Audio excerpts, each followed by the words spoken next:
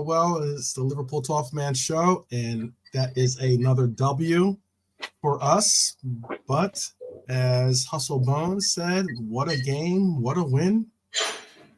The wow is a little bit of, I think, sarcasm in the sense of it was certainly a little bit lackluster in wow power.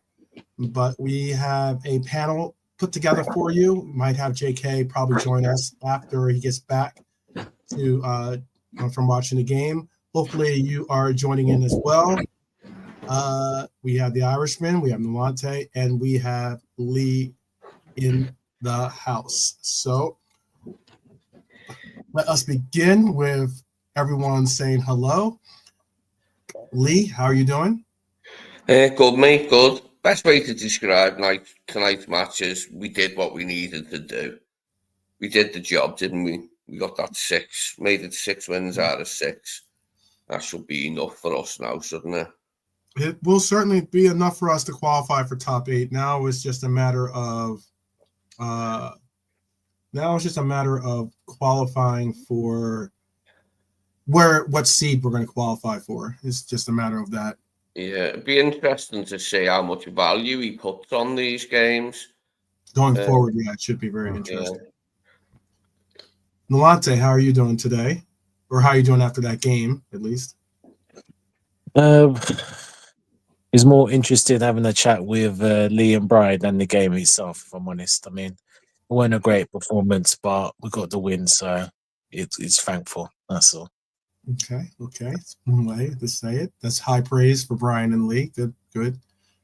And Brian, how are you feeling after that 1-0 win in Spain? Yeah, pretty much this job done, away win in Champions League, but in terms of performance, in terms of the match itself, not one for the DVD special, really. Not one for the highlights reel. But yeah, you go there, you get 3 points, and you come home, and no injuries, and yeah, that's it. The first reaction is just, look, take 3 points and get out of town. I also says we're racking up the cash there with these 6 wins. Yeah, that Celtic match ended up with a 0-0 draw, so that must have been probably the same in action. That was just a nothing game, pretty much written all over it. And we're about to get into, in 15 minutes, the second tier of games. So, we're definitely qualified. We're going to qualify for the top 8. Now it's just a matter of where are we going to seed? What seed are we going to end up with? Currently, let me see where we're at actually currently. And let me do one more thing too. Currently, we sit with 18 points. Inter has 13, Barcelona with 12, and Dortmund with 12, and then Atalanta with 11, and Leverkusen with 11. So there are some definitely big games left in the second tier or second half of games in today's matchups, considering that Inter will be playing, who did we say Inter's playing? I think they're playing Leverkusen, right? Because I think they are. Let me double check for you. Yeah, they are 12. Yeah. Inter's got Leverkusen, so that's a big matchup to see where they get who moves up in the tables, if they don't get a draw at least.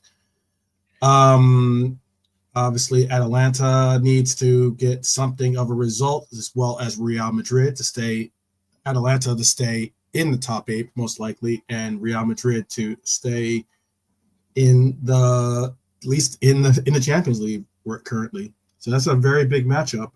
La Bruges versus Sporting, still got Leipzig versus Villa, still got Salzburg versus PSG, Shakhtar versus Bayern Munich, and then the other game to end it out is Brest versus PSV.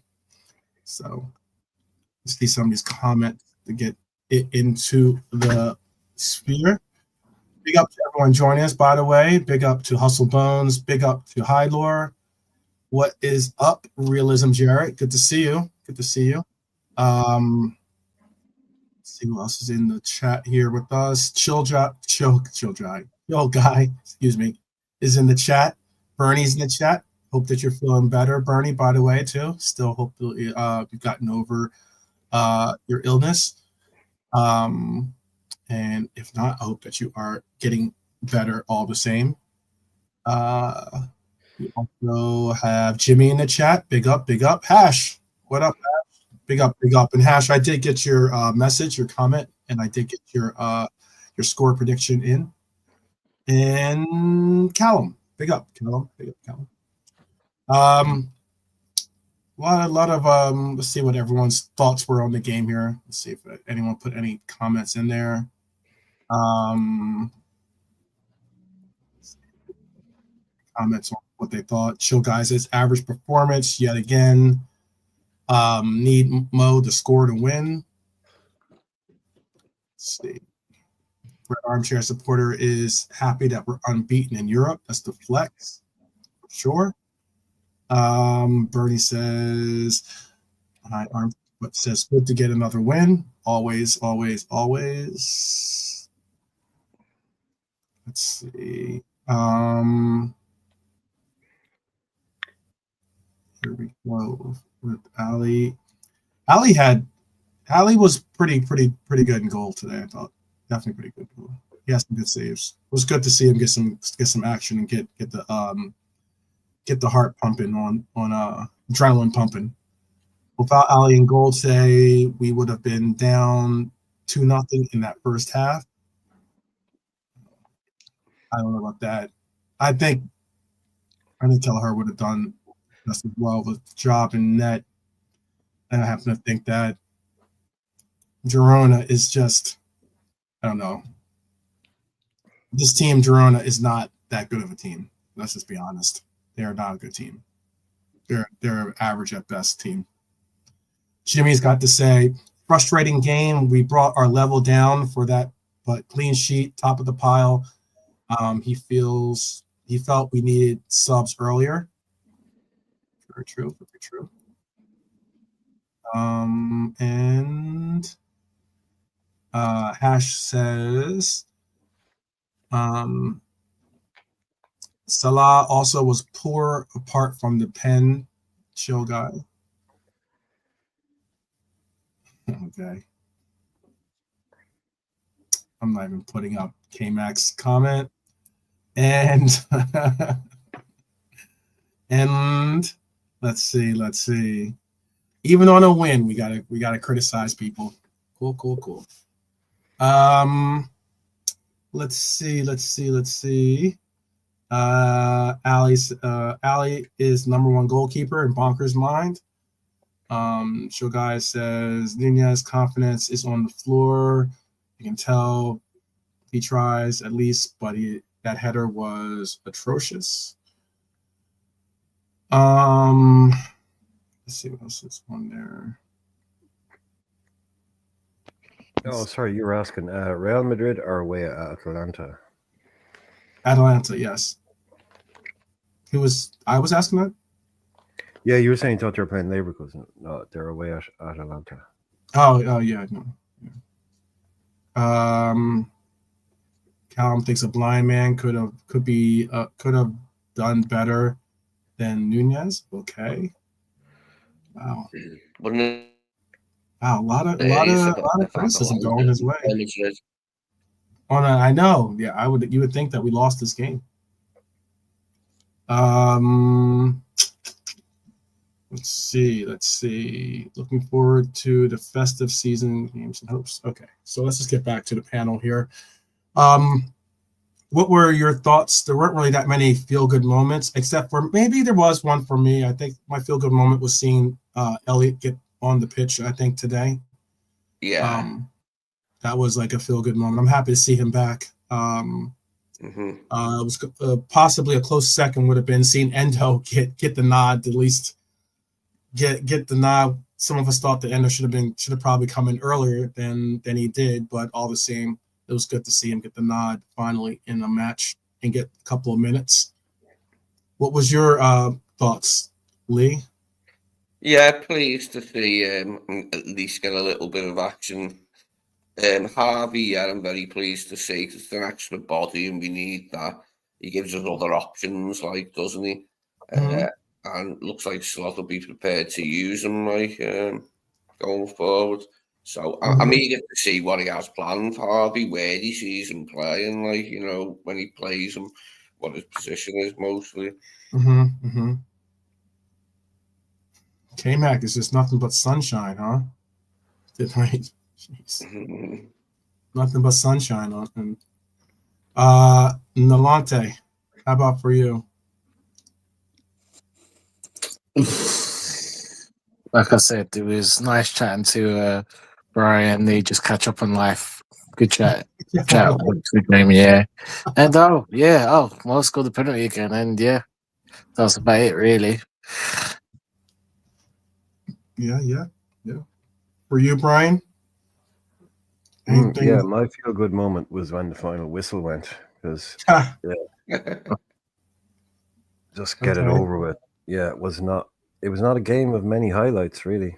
Like you said, great to see the lad back. It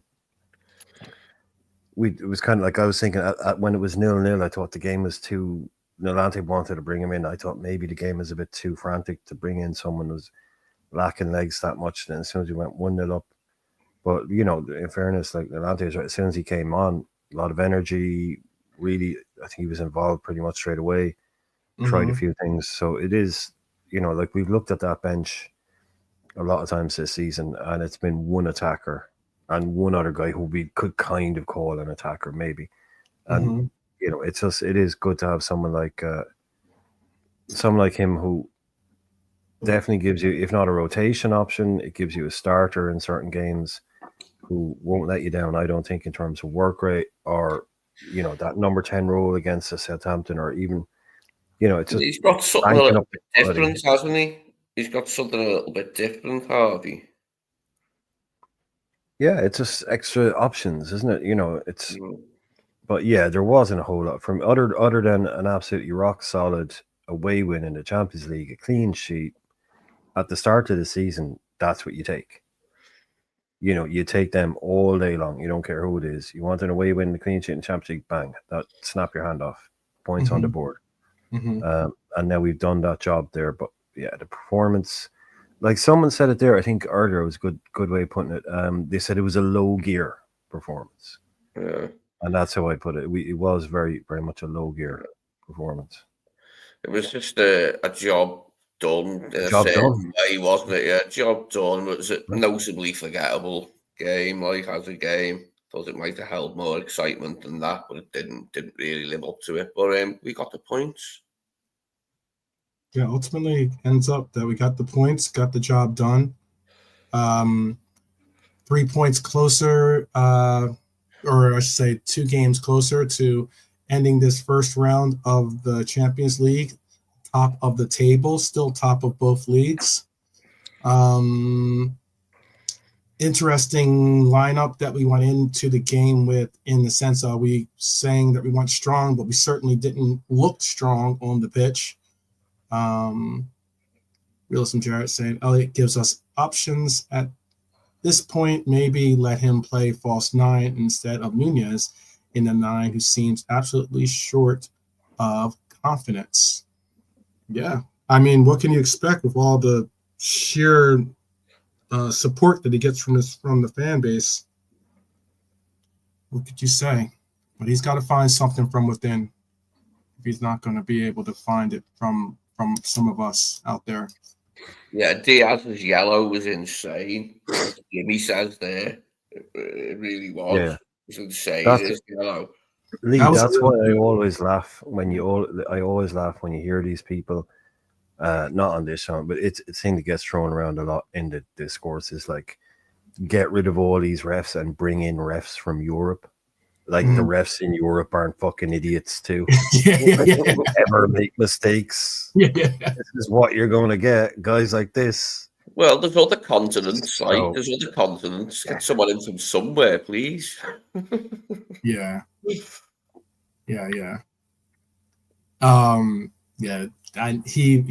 were some questionable calls. Definitely questionable calls.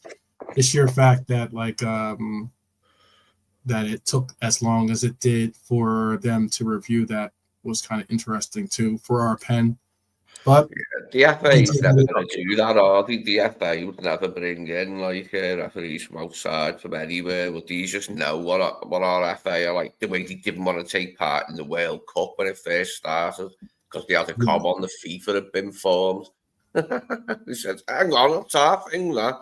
Oh, that's pathetic. Not going because we weren't into it. That was too much. That. yeah, 50 in the in terms of good positive things. 50 in the Champions League for Mo. 50 goals for Liverpool in the Champions League. So that's another milestone for the man that just keeps racking up the records and milestones. Mm-hmm. That's another one for him, and he ain't stopping anytime soon. Like pretty much, he could get 60. He could get 60 by the end of this year. It's unlikely if you get a good run, but he could get 55 anyway. I'm not sure where that would put him on the all-time list for Liverpool in terms of goals scored in the European Cup, but I imagine that's something else he's close to the top of, right? Mm-hmm. Someone in the chat will tell us what the He's list broke is. so many records, hasn't he? Like he's broke not just records at Liverpool, but standing Premier League records for assists and goals combined. He's just he's killing it, isn't he? Mm-hmm. Yeah. Yeah. Let's see.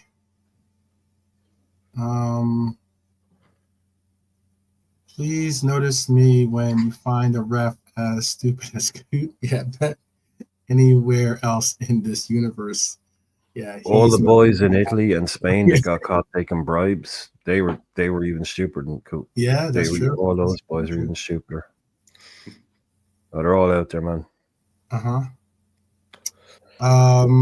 Yeah, you know what? Let me see if I can put this in there. Is that in Europe? Okay, Mike. Mo will overtake Little, Henry, and Beckham this year. Do you mean in Europe, Premier League players in Europe? Do you mean or English players in Europe? Okay, so Little was fourth and Mo is one. Oh well, he's done that. He's going to get that one. So, okay. Is that for goal scorers? What? Yeah, I came out saying he'll overtake Little, Henry, and Beckham. So it's that of all Premier League based players to score, but Bernie's the same. Just in terms of Liverpool, he was fourth behind Little, but he's only one goal away from Billy Little. So he's close to climbing another rung up that ladder for us. So what is the most goals? Mo's on 50 now. So which what's the height? What's the number? Who has the most European Cup goals? Or so what is it like? Is it 60, 70? How far off it is Mo? That's what I'd be interested in. I'm reading the chat as we're speaking. Yeah, you know what? I would say I know that people might be frustrated with the whole Nunez thing. And I can understand people's frustrations. Because if anything, we're not getting production out of the number 9, whether it's Diego, whether it was Nunez, whether it's Cody, whether it is even Lucho at times. We're not getting the kind of production that we'd like to see from our number 9. Whether that's a matter of Slot figuring out the way to construct some better service or for some better opportunities for the front 9, for whoever plays our 9 position. That's another and that's another story. But I do know that what Mukama said earlier is true. Look, there's certain parts and points you can go with the critiquing, and if you don't want to be constructive with your criticism, I guess that's on you.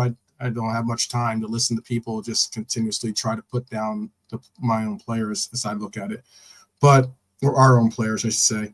But I will say that there have been some really wild and pretty disgusting comments in some of the chats that are just beneath the character that you'd want to see from this fan base. So that's why you get frustrating. It's not a matter of like critiquing his game. You might be disappointed in his game, or you might have like, maybe you can, with all your expert knowledge out there, maybe someone could critique it and be able to tell us what it is that he is missing out on. Because others do believe in his ability and talents, but to at least get him into the position that he's getting the opportunities. But beyond that, like, yeah, there's not much we can say or do. He's our number 9, and that's just how it is.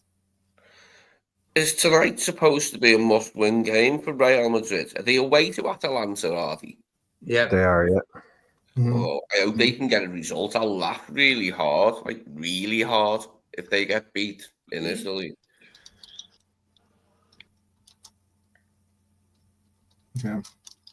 At the end of the day, 12, I see it like this. We've won 6 games out of 6.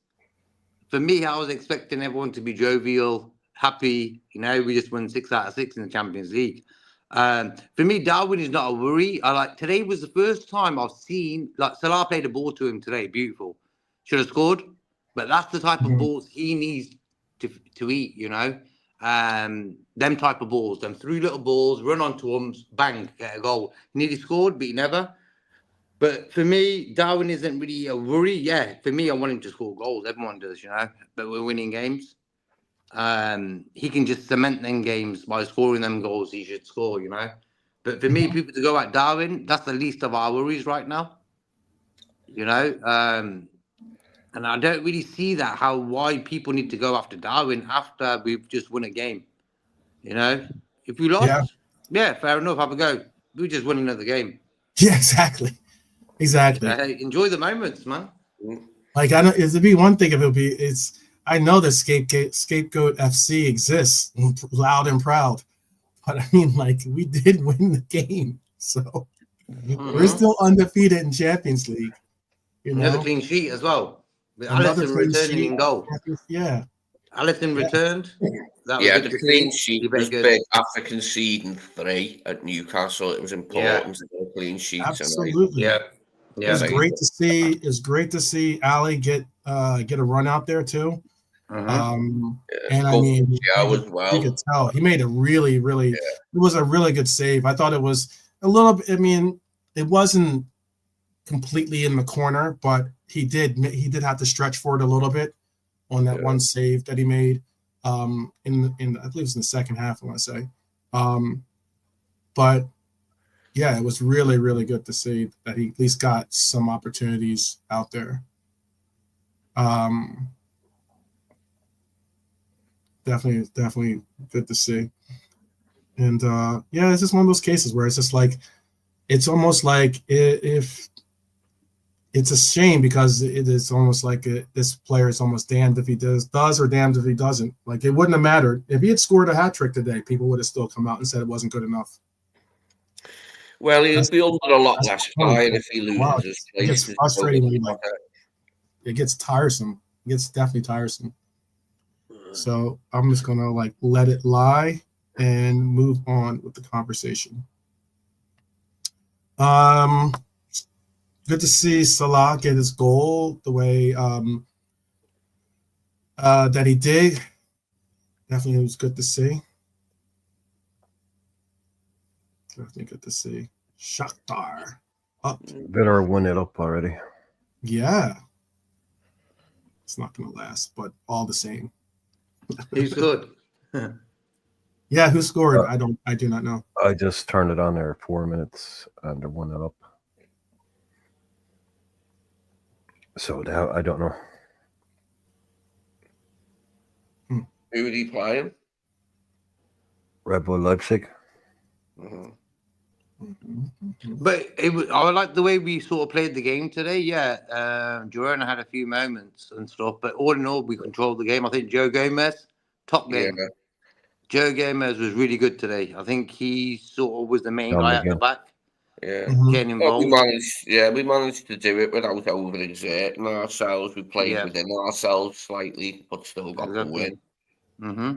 It was like a second, third gear sort of show for us. I thought we weren't full pelt and stuff. I think Sabotzlai played well as well.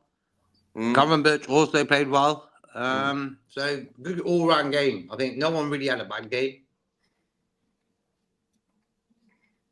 Agreed. Good to see Elliot and Allison coming back into the games as well. Yeah.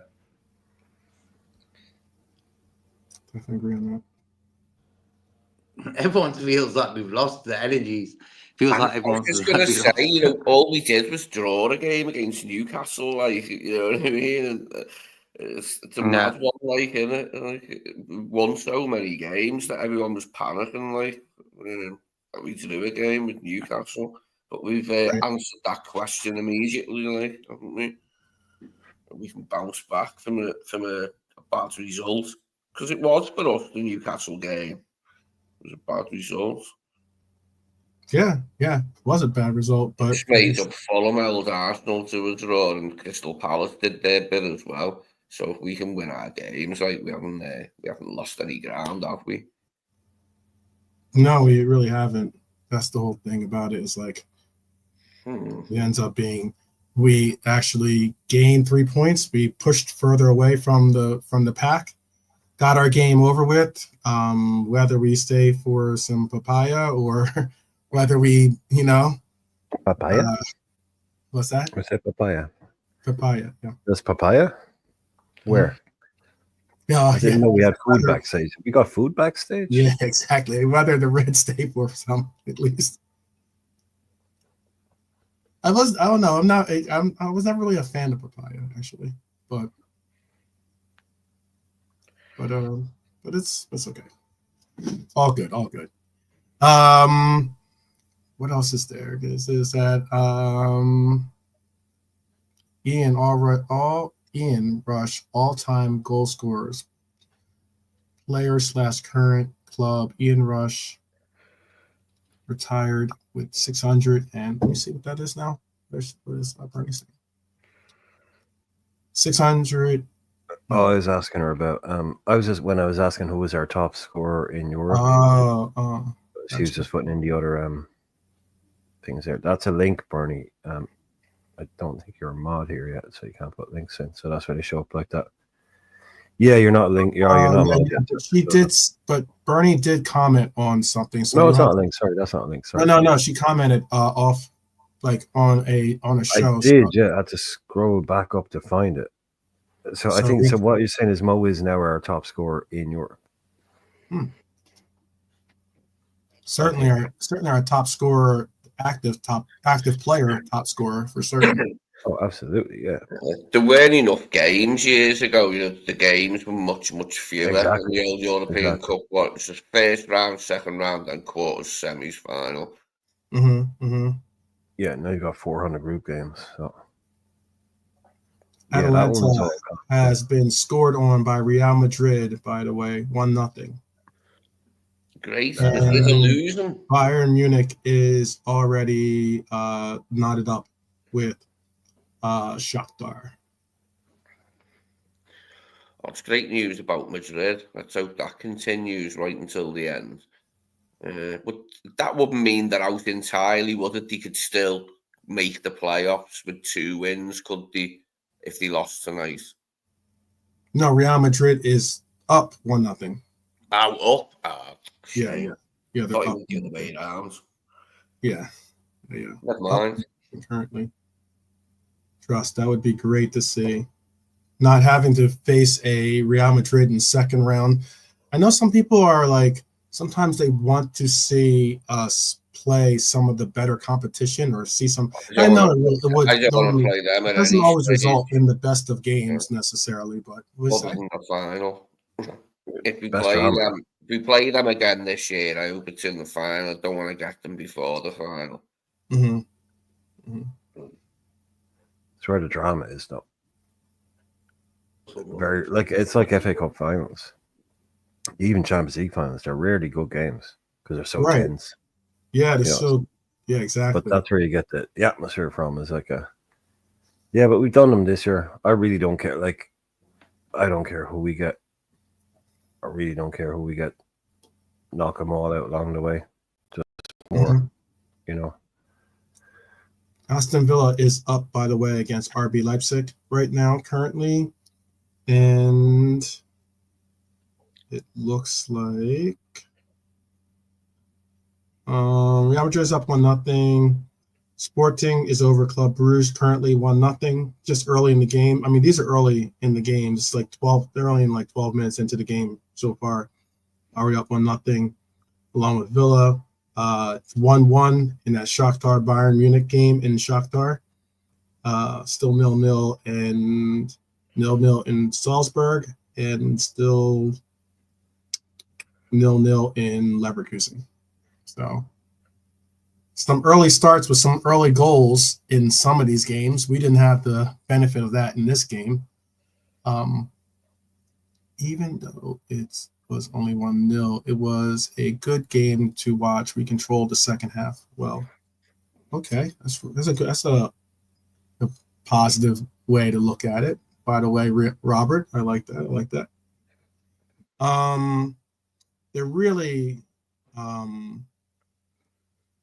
wasn't much that went on with the game today for Girona, despite in momentum at least. In that first half, yes, I can understand that.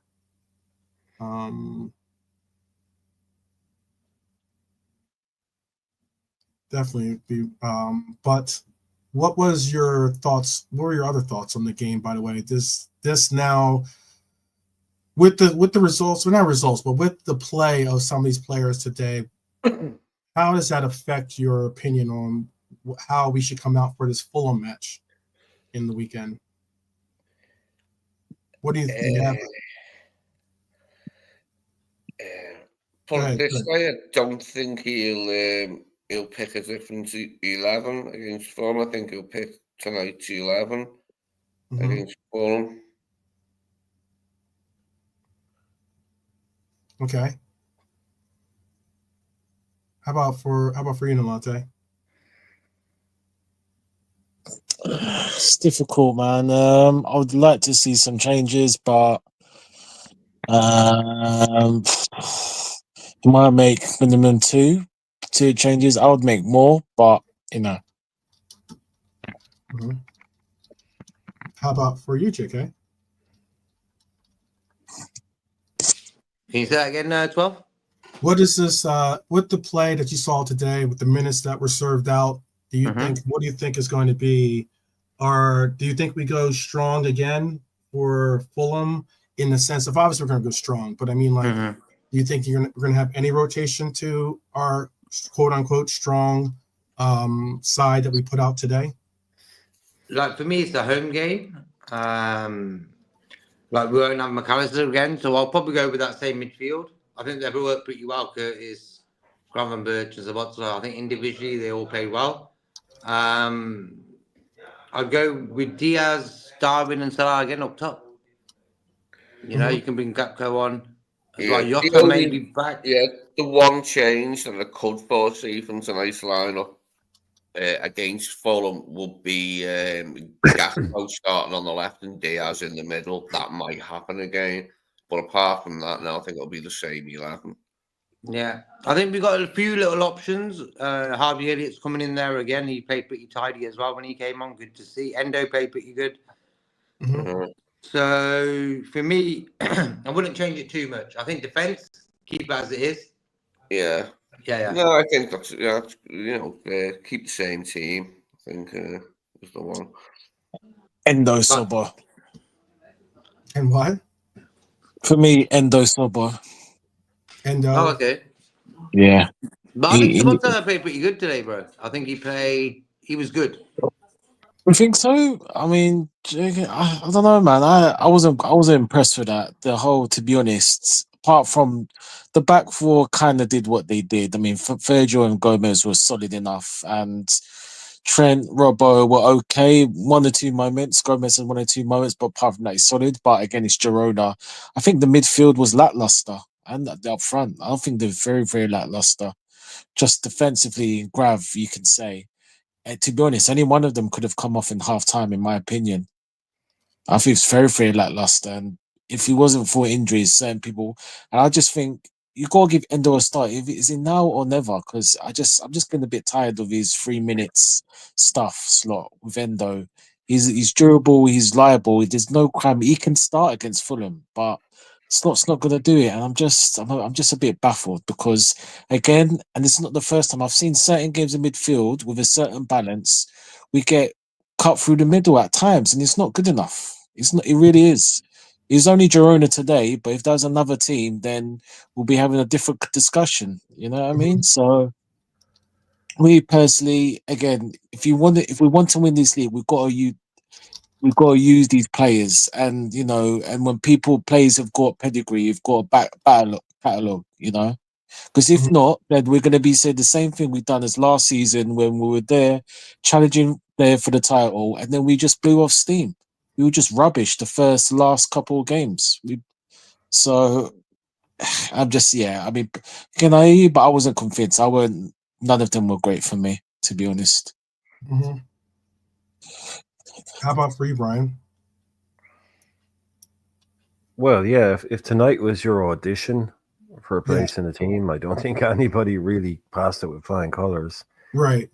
So if he has any kind of, maybe it's an obvious one. You bring in a Gakpo, you change it up a little bit, but I think it would be the McAllister one makes it so awkward. It really does. If you had Mac, you could then do 2 or 3 other variations of that midfield, but the fact that you don't have McAllister means you're a lot more restricted in what you can do there. Endo for Dom, so you playing like a Grav, Endo, and then with Jones ahead of him, maybe something like that. But yeah, I can't really see him doing a whole lot different, mainly because of numbers. No Simi still, looks like no Jota, definitely no Ibu. So I can't really see the scale for wholesale changes, but you'll probably just see Gakpo come in, and whether he puts Nunez on the bench or he puts Diaz on the bench, whatever he wants to change that up. Yeah, and we might even have Diego too. Hopefully, but even if he is back, right, we'd be assuming that he'd only be fit enough for the bench. Yeah, you assume he's only going to be fit enough for the bench if he is back. That would be his first game. Right. So you wouldn't be. Yeah, he's not going to be he's not going to be starting, but maybe we're lucky he's on the bench. Yeah. So not a huge difference really from today, no. But you'd be looking at those guys going, well, that wasn't fucking good enough.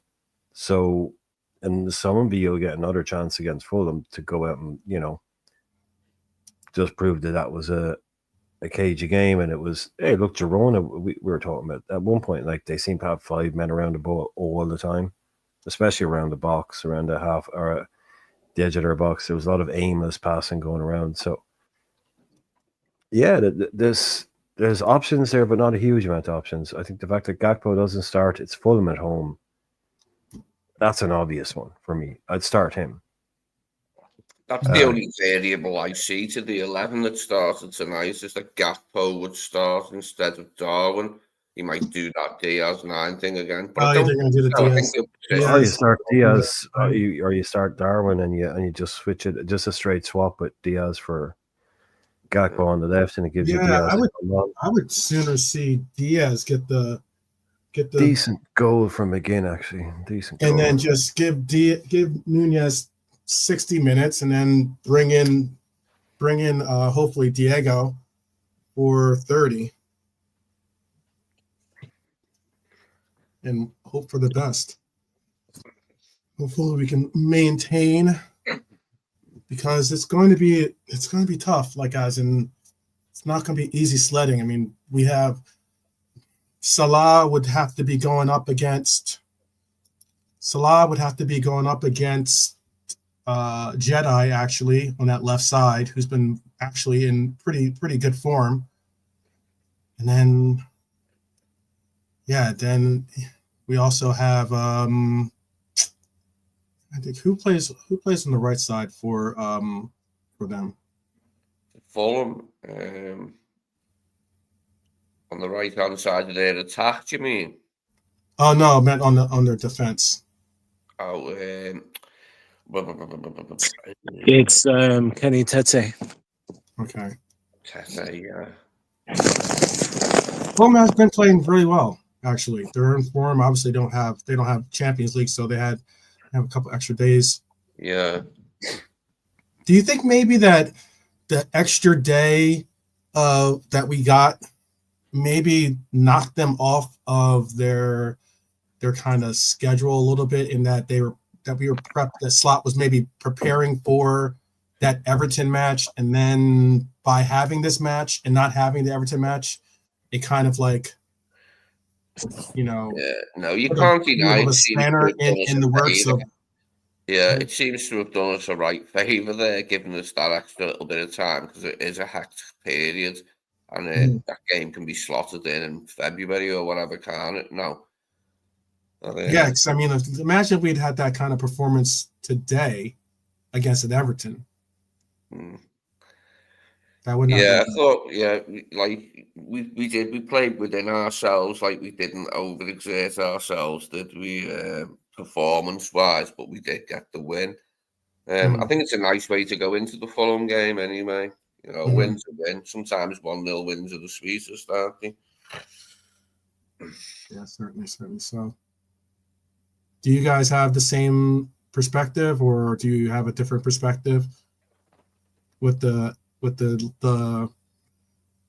added rest? But apparently that didn't necessarily bring out any strategical advantage.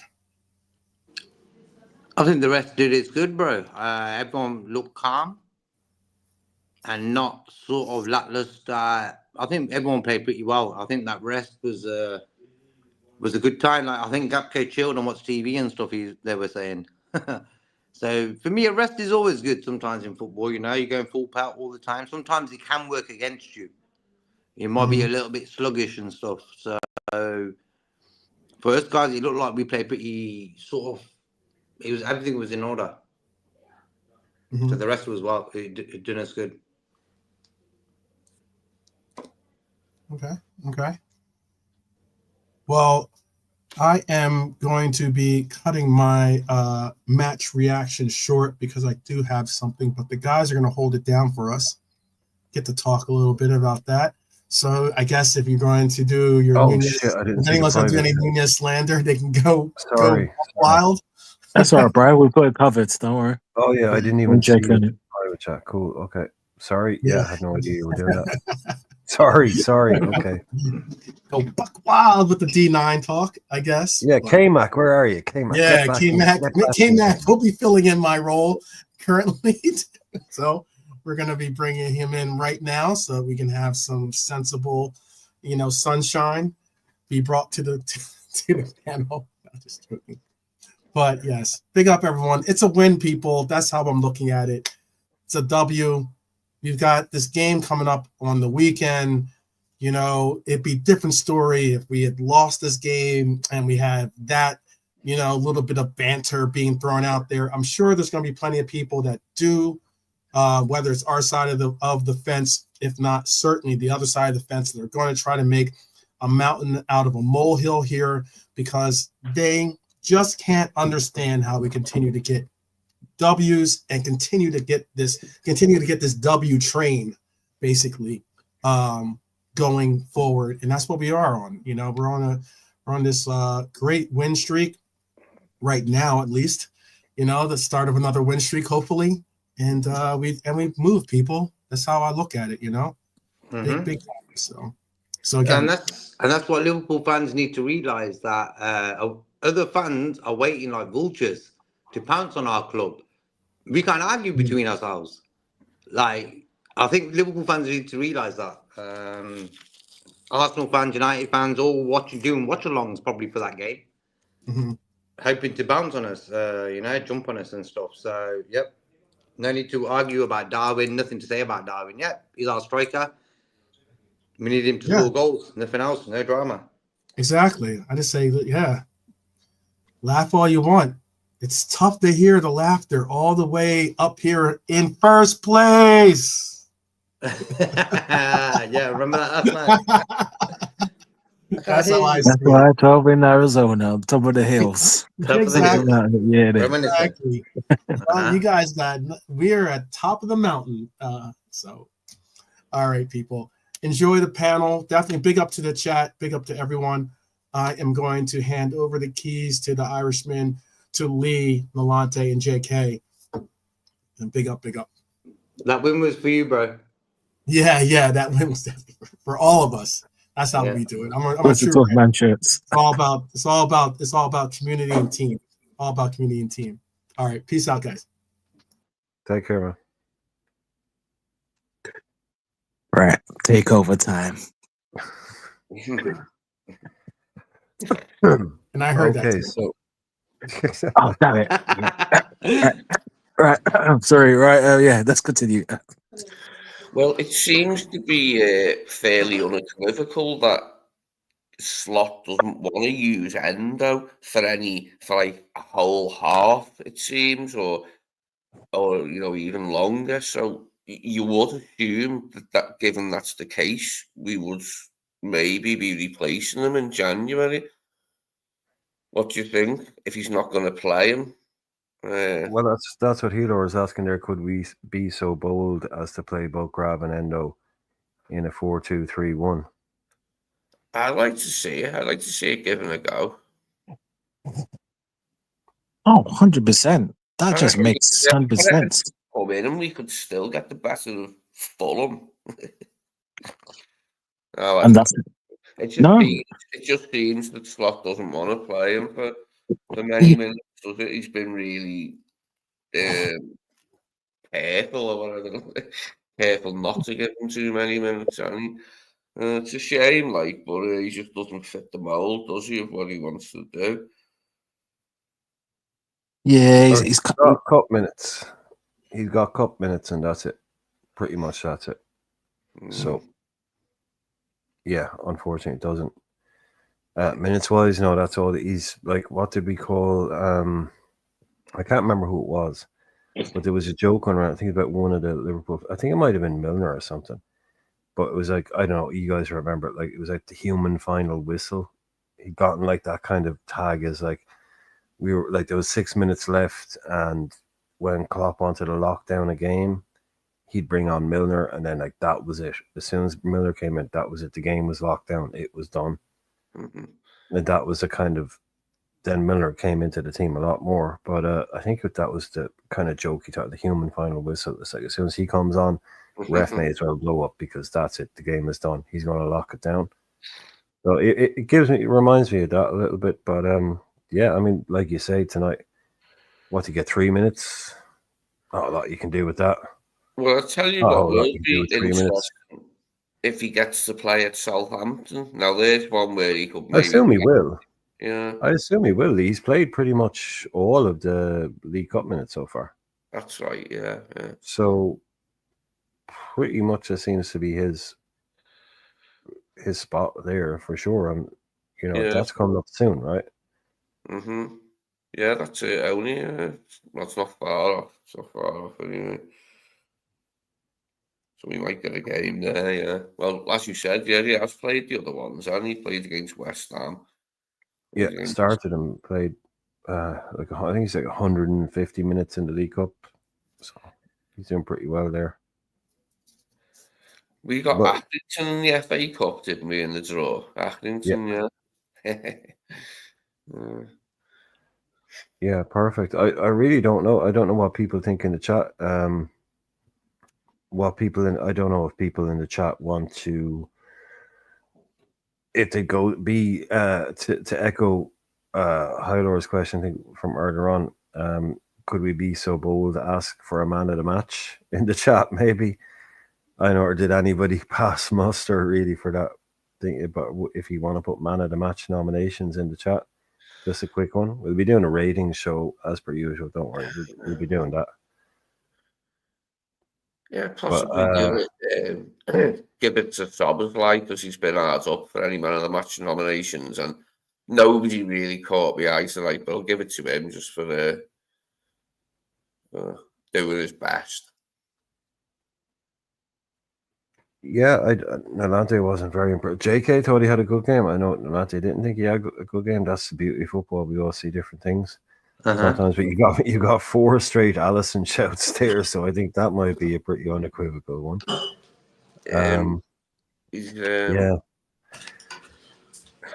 But I think it was Healor as well that said earlier on that without Allison, we would have been 2-0 down in the first half. Yeah, I mean, he did make saves. That's what he's there to do. He did it. I think if all the attention in midfield from us has been on McAllister and Gravenberch and them two gelling together, and we have forgot about Szoboszlai a bit, that he's like a big part of that midfield, like doing what Slot wants him to do. Why we've been getting all these wins, so we do overlook him a bit, like. Yeah, Jones was very busy. Mo, not so much. Diaz, maybe not so much. Nunes didn't have, we won't, we had a quiet game. So yeah, Virgil kind of had a pretty Virgil-y game. So I'd be fine with giving it to Ali, no doubt. But I don't think we had any standout performers, did we? There's no one there just going to be like.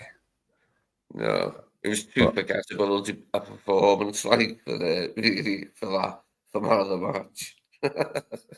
Yeah, exactly. That's a quick one. Nolante, even just as a token gesture, man of the match, if you want to be given to somebody. God, I guess Ali. I mean, Ali, third your Joey, really, but I'll just give it to Ali since came back from injury, made a couple of good saves, looked alright, looked solid, as per usual. So that's out of push, really. That really is out of push. Yeah, and I know it was asked earlier on, but we could probably recap it. Do we think that's Ali back in the team now? Is he back in for Fulham? Do you think that's basically just him got a spot back now and he'll be in the first team for the big games? Or like Lee was saying earlier on, he thought maybe give him a rest for Fulham? But personally, I would. I think with Slot, I think he's done Kells dirty a bit, if I'm honest. Pause. And what I mean by that is he's in a few after the Newcastle game. He knows he shouldn't. He kind of mentioned it once or twice in the press conference. And he just kind of, I get Ali's the number one. He just kind of, when he asked him before the Newcastle game, I've been clear from state. And yeah, Kalera's done all right. He just kind of dismissed his good work, which I thought was a bit wrong in a sense.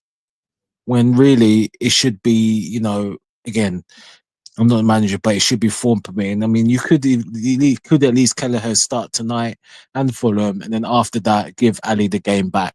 But I just feel he's just done Kel's harsh by, and obviously, I think, Brian, now that he's in, you ain't going to see Kelleher until the usual cup games here and there. And that's it, which I just think is done a bit of disservice to Kells, in my opinion. I always like to bet. I don't care who the player is, whether he's favourite or not. I like to go form. Form is a key section. If someone's playing well in 5-6 games in a row, let them continue until they tell you otherwise, or a cup game. But certain players have got their stripes for a reason, Bryce. So that's all I say.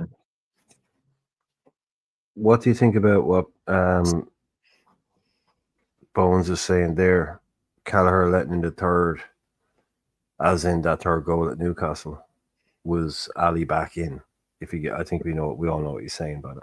Yeah, about the third goal. Well, maybe, but again, I see what Bones is saying, but again, it's a bit harsh, really, because Ali's done quite a few mistakes himself, but again, and some we've lost, some we draw, but because Ali, the way he's perceived and because of his status, it gets overlooked, and that's what I don't like. You know what I mean? Yeah, he done a mistake, but we didn't lose the game, and you know what I mean. And it's not as if Kelleher has been rubbish. He saved us. He's made he's been good in every game. Mm-hmm. So no one in the chat or no one can tell me that Kelleher didn't deserve to continue to start tonight, regardless of Alisson. That's my thing, and that is the problem. Form, when there's a player in form, it doesn't. I don't care who you are. I don't like that. And you put them in the bunch. Let them continue until otherwise. And what personally, again, sir, I know the others want to chat.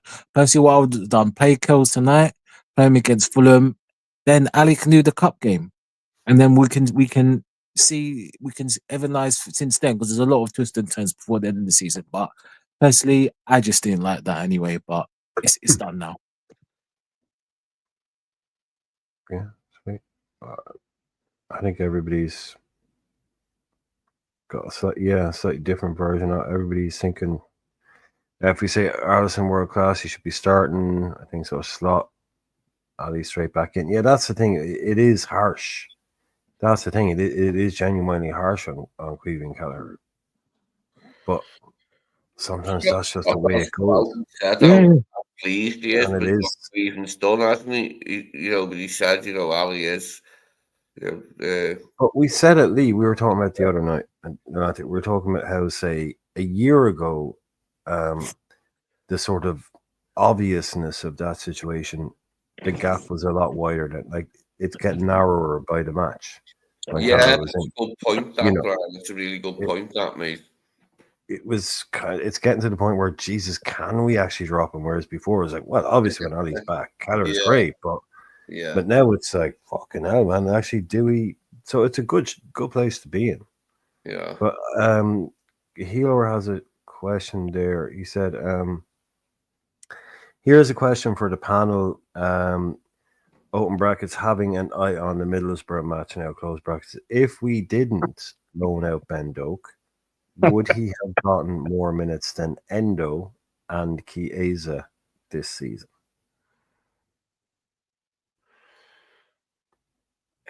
So if we hadn't loaned out little Ben Doak, would he have gotten more game time?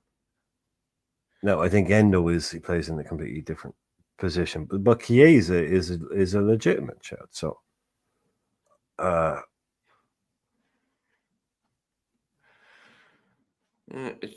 he did, like Slot did say, about wanting to have the chance to rest Mo. That's when he mentioned Harvey can play there, didn't he? In one of his press conferences the other week, you can hear that he is clearly saying that, yeah, we want to be able to rest Mo sometimes. Would Doak have got in? I don't know. I'm not sure. Possibly because he got a couple of minutes somewhere. Isn't he playing really good for Middlesbrough, apparently? Oh, yeah. Yeah, doing very well. The business. Good for him. Nalante, JK, feel free. No, I don't think he would. Brian, that's your guy. Even with Chiesa injured. No, I don't think he would. I don't think he would. He would have found another alternative slot. With Ben Doak, yeah?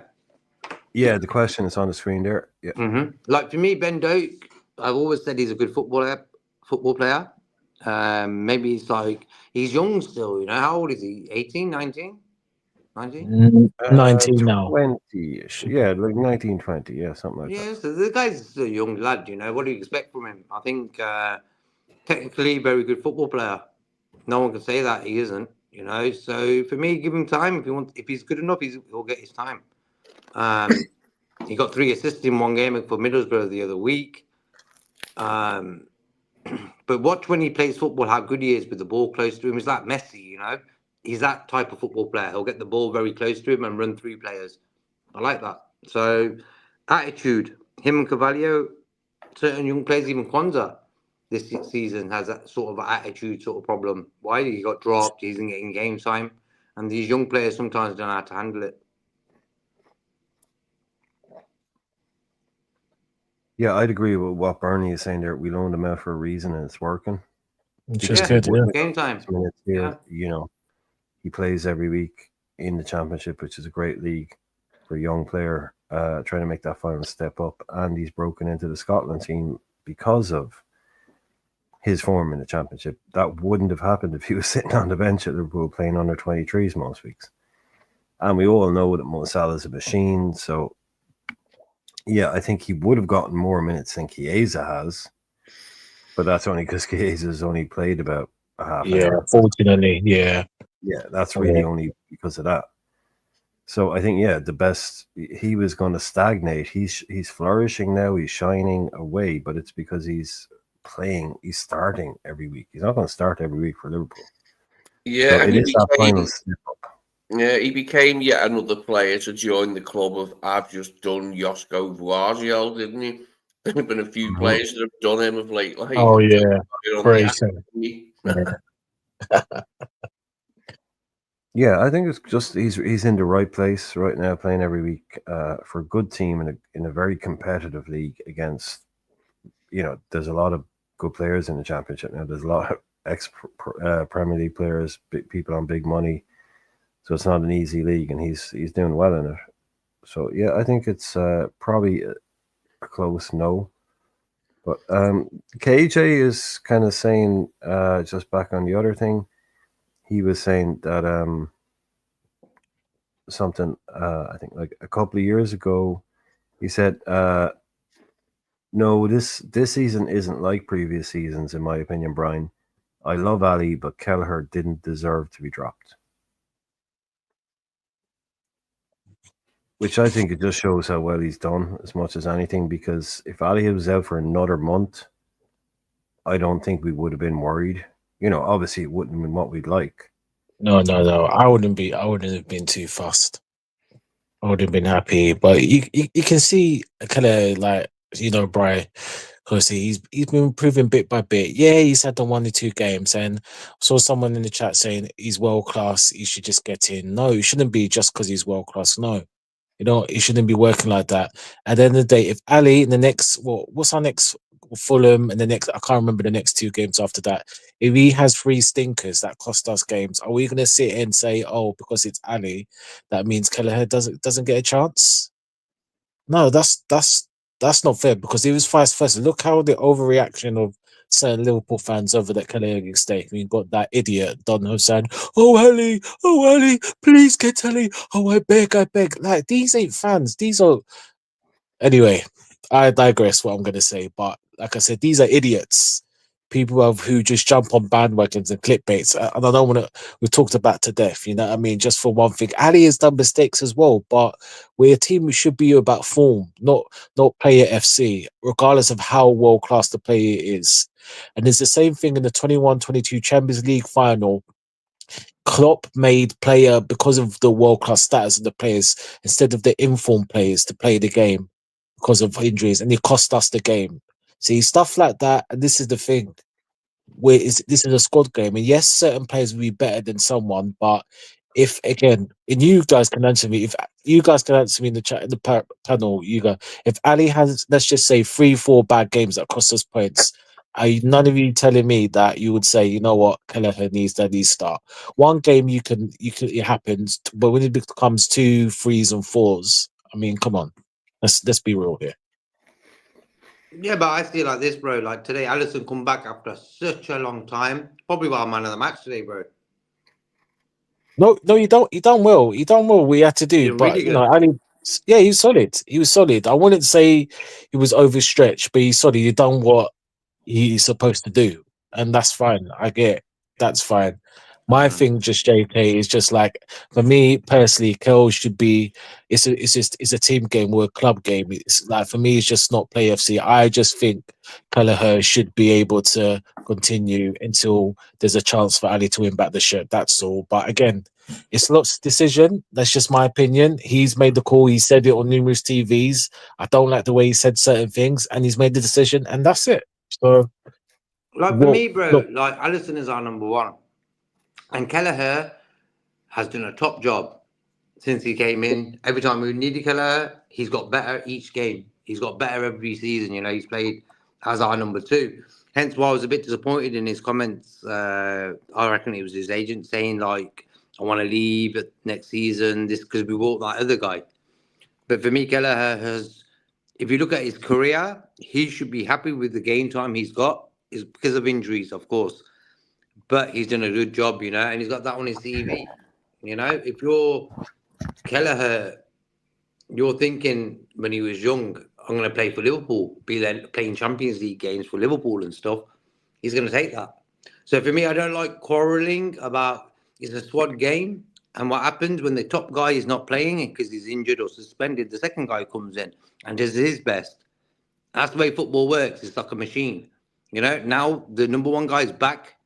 And for me, I understand what Nalante is saying about he should be able to hold on to his spot because he's done so well. Yeah, I understand that. But for me, some reason, it was good to see Alisson playing today and probably being man of the match. Good for the squad. We never got 2 goalkeepers ready to go. No.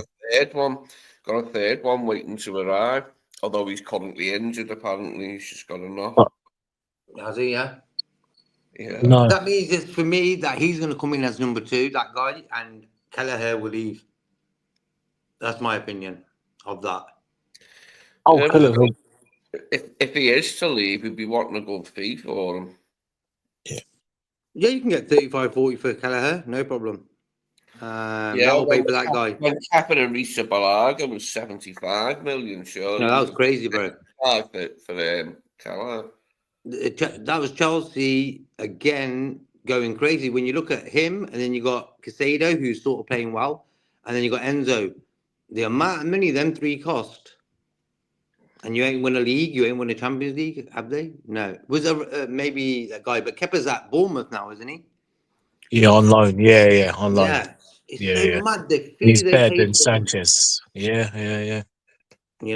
And he's like that's the fee Chelsea are paying. I'm always been happy that Liverpool never do them sort of things. We spent big on Alisson, and for me, best goalkeeper in the world. Yeah, for us it was money well spent. The addition of him and Virgil just took us into a new dimension, didn't it? Oh yeah. I mean, gave us the foundations. Yeah. Of a club, of a team, But what I will say to caveat that, JK, about Kelleher is because this is an interesting debate. I hear what you're saying, but you have to look at his point. Kelleher, that is a bit demoralizing. Like, he's okay. Yes, Ali's the best goalkeeper in the world per se to most, or well, let's just say for argument top 2. But Kelleher could have 10 great games in a row and he will still be demeaned as nothing. And he's come in and he's said, you know what, which is fair enough. He knows he's not going to play. It doesn't matter what he do, so you can understand his point. So Alisson can have 10 bad games. He's not going to be dropped. So he's like, you know what? He wasn't requested to play as a Premier League football. He wants to leave, which I got no problem with because he deserves first team football. And then on top of that, you get Liverpool just signing another goalkeeper. So you must be thinking, yeah, that was the reason, Nalante, why Kelleher So said that. Yeah, that's JK. So I can't blame him for saying that because he's thinking then what's the point? But look, at the end of the day, he's got on with it. That's fine. But regardless of what I think Slot has made his decision, and Kelleher will go at the end of the season. So I get what you're saying, JK. But at some point, there has to be a level playing field. You can't just keep giving. In my opinion, sorry, I can't keep giving passes just because they're world class. If they have 5-6 stinkers a game, then the next player should get the start for me. That's my opinion, really, because we're all about the club for me. Like I said, it's Liverpool FC, not Salah, not Alisson FC. That's just the way I see it. But I'm just happy, bro, that Alisson had a good game today because imagine Alisson had a stinker. The amount of shows people, is Kelleher number 1 at Liverpool because Alisson's not great and this sort of that. So for me, everything worked out well, bro. Yeah, yeah. I just but I understand it. Like for me, Kelleher, top guy. Without them words he said in the summer. Other than that, for me, top guy. It has come on leaps and bounds for us. Like the way he's played this season as well, he's been great. Job done, bro. Everything is working well. I don't want to hear really fans of Liverpool really moaning in that way of when you look at Liverpool as a club, as a machine, our number 1 gets injured, number 2 comes in, does a job. Trent gets injured, first right back. Conor Bradley came in and did a job. That's the way football squads work with each other. And I don't want to see no fans moaning about Darwin, Kelleher, anything like that, really, because for me, we're on top of each league, Premier League and the European Cup League, Champions League. Everything's going well. Uh-huh. And Elliot's come back now as well, so that was good to see him. Yota's going to come back soon. Endo came on, did a little 5-minute job, you know. Nice appearance bonus. Yeah. Probably an extra 20 grand in the wage packet. Yeah, but like Endo got the ball at the end of the game, just kept it by the corner flag. Remember James Milner against Barcelona? He did the same thing. That's what Endo did today at the end of the game, and that's why you bring them type of guys on to do that. But let me see, Hustle, you made a point saying that Ali's number one, you got to do something special to do it. You done good, not special. So what has Gallagher been doing then, in your opinion? As we've won nearly every game, he's got clean sheets against Madrid and City. If that's not something, then Bones, I don't know what it is. You're just set with Ali. So come on, man. Let's just come correct with that, man. Because if that was Ali, you'd be saying something else. So I don't understand that. He's done good, nothing special. He's done what he's supposed to do, apart from one mistake. Yeah, Hustle, we know Ali's better. We're not arguing that Ali's better. That's not the person, but you're dismissing Kelleher like he's just someone who just come out and just put gloves on. You can't say he's like saying that he's always good. He ain't done nothing. Whereas that's the case, then we should be third or fourth down the league. Come on now. Let's not put disrespect to his name. Yeah, not on Kelleher's name. For me, wow, top goalkeeper, and he's doing a job, and that was the main thing. Imagine all that time Alisson was injured. Kelleher was having nightmare games, and he's only letting a few goals in the last two away games before today. Crazy Hustle, game. you just. Yeah. So yeah, sorry, JK. Sorry, I'm naked. Hustle, you just said that he's done good, but not special. Ali's number one. You got to do something special, and I'm just rebutting your point. That's all. I'm just telling you what it takes to do. We're still top of the league. He's had quite a few clean sheets, Real Madrid City. So it's not like he's had 1 or 2 games. He's been good in every game. The Newcastle game for about 10 minutes. Not even the whole game. He had a bit of a bad one. We all know that. That's all. So no one's debating that. We know Ali's number one, but we just said you can't just dismiss and say that he hasn't done anything special. He's done nothing to take it. He deserves it. This is why about 2 weeks ago fans were saying you might be one of them. Well, probably maybe not. You were saying that Gallagher deserves his place. So you can't tell me that he hasn't done anything. You don't do that until you have good form and perform, you know? But anyway, that's fine. Anyway, sorry. We'll move on. You've got a boy, I think, if you're talking about, I think it was 12 man was talking about. If Ali had been terrible, but he hasn't been terrible. So, but it goes with what you're saying. If he comes back in and Ali has 3 really bad games, then the fact that he's Ali doesn't keep the spot. No.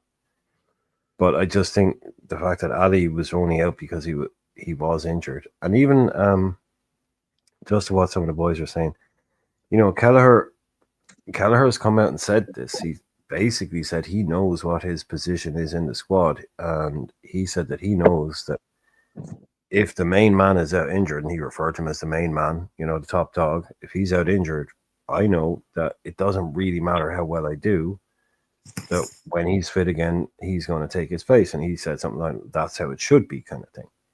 You know, so he said he knew. And I don't think anything that he really did was agent kind of talk. He was asked a question, interviewing a press conference, and he gave an answer. And Keller is a straight talker. These boys from Cork, man, he's not even from the city. He's from rural Cork. These boys don't talk shite. They've no time for that kind of bollocks, really. If you ask them a question, if they want to answer it, they'll answer it. They won't dress it up. They'll tell you what it is, and they'll tell you how it is straight. They're very straightforward people. They'll give a straightforward answer. I don't think he's one of those media playing games, agents saying, tell him this, tell him that. He was asked a question, and I mean, I know people I mean, that sounds like I was having a conversation with people I was in college with, people from that part of the world. Ask them a question, just shit straight up what it is. That's what they're like. They don't dress it up. They don't fancy down it. They tell it. He said, look, I'm at the biggest club in the world. Alisson is probably the best goalkeeper in the world. I'm more than aware of the fact that when I take his place, it's because he's not fit. When he comes back, I'm losing my place. I'm not stupid enough to think that. Now, the talent gap has gotten narrower, without a doubt. But Kelleher is just one of those guys, man. He's been saying this shit in the Irish press for 2 years now. 2 years he's been saying. You know, he did multiple interviews going, I mean, the boys I have in front, you know, I'll probably need to move on, like all of that stuff. He's always had that in his mind, knowing that that's his next destination, especially with someone like Ali. And then, yeah, when we did bring in Mama, he did mention that. He's like, oh, well, that kind of little bit of extra kind of push. But I don't think anybody, like, we've all been singing this guy's praises. And like, how long ago? It seems like years ago now. Nobody wants to talk about it. He saves a penalty in the League Cup final and then scores a penalty to win us the freaking cup. Like, this guy has been to the well with us and back. He's done a lot. He's had huge moments with us. Yeah, he's been beyond clutch. Clutch. Bro, he played the best two teams in the world and got 2 clean sheets against them. Come on. What else do you expect the guy to do? One mistake against Newcastle. One mistake against Newcastle. Which Trent should have covered, in my opinion. But, yeah. You know, if we're talking about how many mistakes did people all over Europe make tonight in games, top goalkeepers in Champions League, how many? And we can all point to one mistake. Remember when United bought Massimo Taibbi and they had high hopes and it wasn't a good one, was it? Like, he let a few howlers in Taibbi, like, in really funny fashion. Yeah, like, Lee, if you're a goalkeeper and someone says, oh, what's he done wrong? And someone can say, do you remember that one thing? I mean, you're doing pretty well. Goalkeepers, they only have to get one thing slightly wrong in a game. It's a goal. Yeah. So to be able to point at a goalkeeper and go, in the last 6 matches, he did that one thing. I mean, well, that's a pretty high success rate. Yeah, he takes the fall, not the whole side. The keeper takes the fall and only like... Was it a mistake? Yes. Should he have done better? Yes. But that's one thing. What does that negate all the 1,000 things he did otherwise? But yeah, look, not being devil's advocate, but yeah, and we've got 2 of the best in the world right now. Yeah, what's wrong with that? Like, I was here the other night talking about the goalkeepers we had in the 90s, the Westerveld and Mignolet and those kind of years. Karius, even go like we've got 2 of the best in the world right now. I'm happy. I don't care who starts as long as they're pulling out the performance. Well, he's a better number 2 than Adrian was, because it's hard to forget. Best number 2 in Europe. Passing it to Atletico Madrid in the rain that night, so we could have held on to that Champions League, perhaps. But because it's the best number 2 in Europe. Firmino had just scored, hadn't he? It was like, no, actually, not against the Spanish team as well.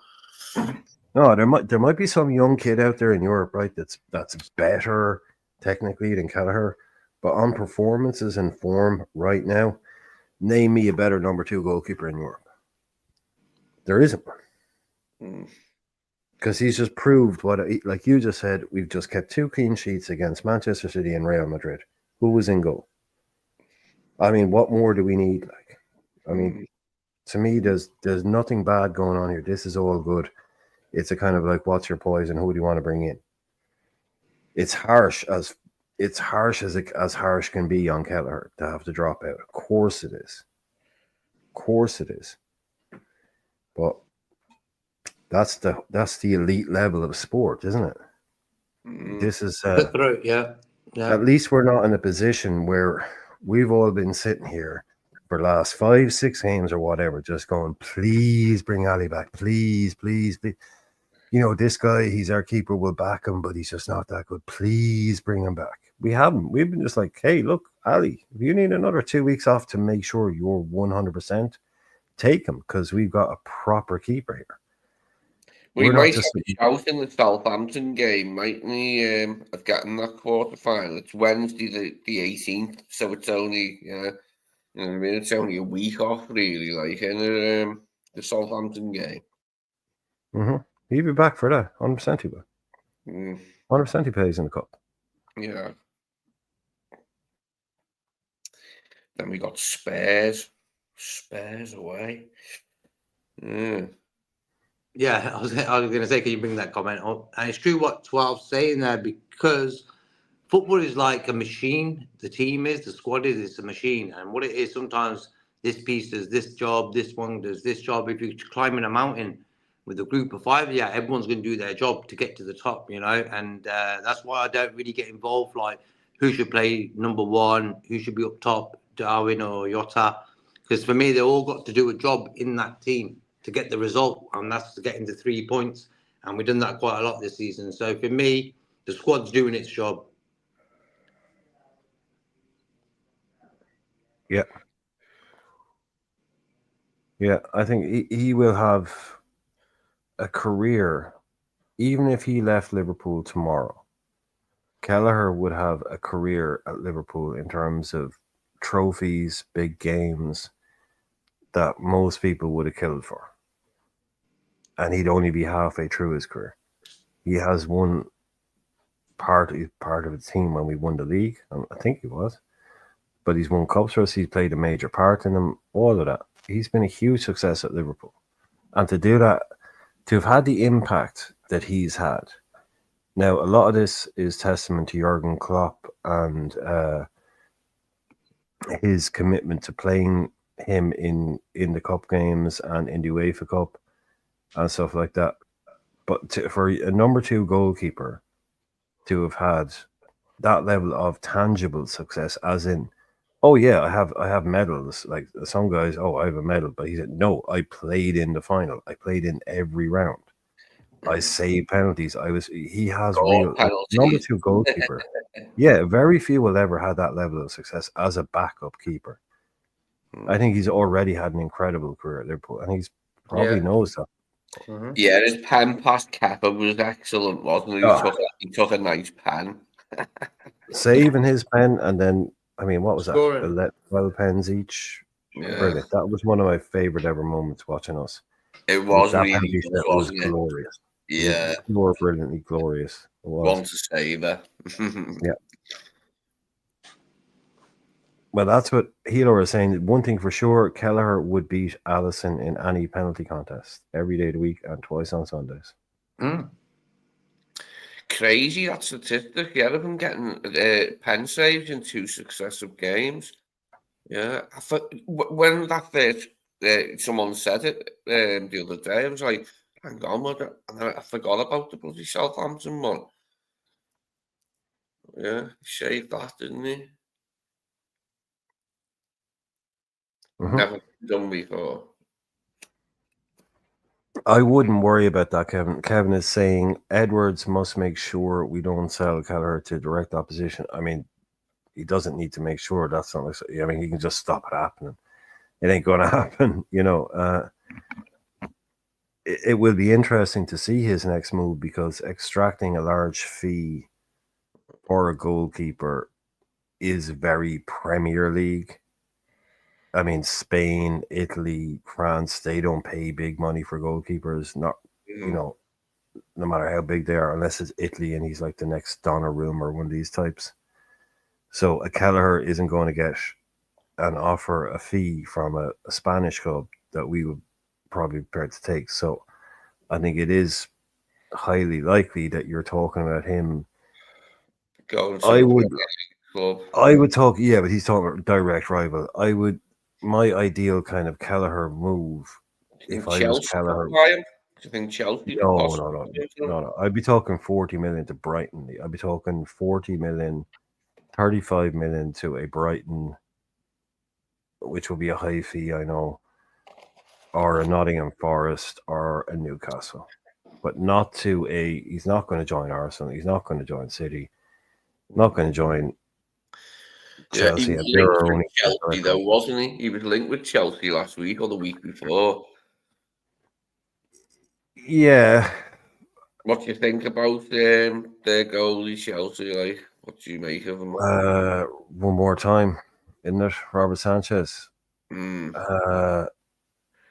Not great, very replaceable, eminently replaceable as a goalkeeper. Yeah, I think Kelleher's options, I think he probably preferred to stay in England, but he deserves to play at a good team. So, I mean, maybe even at Tottenham, but they have Vicario. Well, like, I can't see him joining like a direct rival, but to be honest, right now our only direct rivals are Manchester United. That's not going to happen, but they don't even worry me. Manchester City, they're probably cool for goalkeepers. They'll have their eye on some new Spanish guy. I can't see him going to Chelsea. Well, I kind of could actually see him going to Chelsea now that you mention it. I He can't done see him going to no Arsenal. harm in terms of putting himself in the shop window. He did himself no harm in getting those 2 clean sheets in a row versus Madrid, then City, and saving an Mbappe pen. Did himself no harm at all, did he? No. So I suppose, like, in terms of tonight's game, and in terms of our goalkeepers, I suppose we're basically back to what we wanted. We have our 2 main men fit. That's the most. So, who do we want back next? Well, Jota's the one, isn't he? JK. Yeah. Jota's JK. Who do you want back next?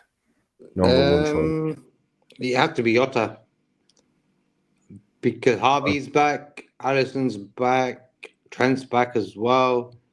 So Jota, McAllister will be back after his cards sort of ban. But for me to just have another number striker, number 9, Jota could play left or in the middle. Just to have that little extra option, it's just better for us. We've done pretty well with not having him there. We never had Alisson. This is what I was saying about Kelleher, bro. Kelleher has been there for the majority of the season, and he's got us to top place in both competitions with his saves. Whatever. He's done his job. Yeah, he's had 2 bad away games before tonight. We had 2 away games and he let in 5 goals. But that's going to happen in the Premier League. That's football, You're going to let goals in sometimes, So for me, that's the reason why I got the respect for Kelleher. He's put us up there now. So he's done his job as a number 2. But for me, to see Jota coming back, I think he might be ready for Saturday for the Fulham game, Jota. Sub appearance, 10, 15 minutes. No, I would be happy with that. Yeah. We've got a lot of games coming up now. Christmas is coming, so a lot of games. So for me, Jota's got about a week or 2 to get a few games. New year, isn't it? For the 3 defenders, for Ebu, Bradley and Simicast, they're all New Year, aren't they? Apparently, that was the last. End of December, I've heard. Yeah. Kanate would be another option where I could have said I'd rather see Kanate come back quicker than Jota. It's also a thingy, but I think Gomez today against Man City, also Gomez top class. I think the Newcastle game a little bit wobbly in that game, but for me today Gomez again steady. As soon as they feel a bit they're caught off balance and stuff, I think we have sort of bad games. As soon as Gomez is sort of balanced and peaceful in his game, we seem to do well. I'm still rankled that ref booked McAllister so early in the Newcastle game and that he's missing because of that. I mean, that was just never a booking, and it was dead early as well. The McAllister booking against Newcastle, and then he booked Gravenberch quite early as well. He booked so many players that there's so many players on a potential red that night, like quickly. It was just what's he doing? What's he doing to the game? Yeah, that McAllister yellow card, that was a joke. That was never a yellow. That was hilarious. Like that he actually did that. The one tonight was crazy. Yeah. Villa just gone 2-1 up. Nice. Villa are playing. Who was it? Red Bull Leipzig. Yeah. Okay. Who would you give man of the match to today? Oh my good lord! Sorry. Go on. I He's gave just it kind of. I give it to Soboslai. Okay. What's No, it's happened, just the Brian? Villa guy. He's kind of breaking through like in the middle, and he's kind of done one of those shots, you know, where like.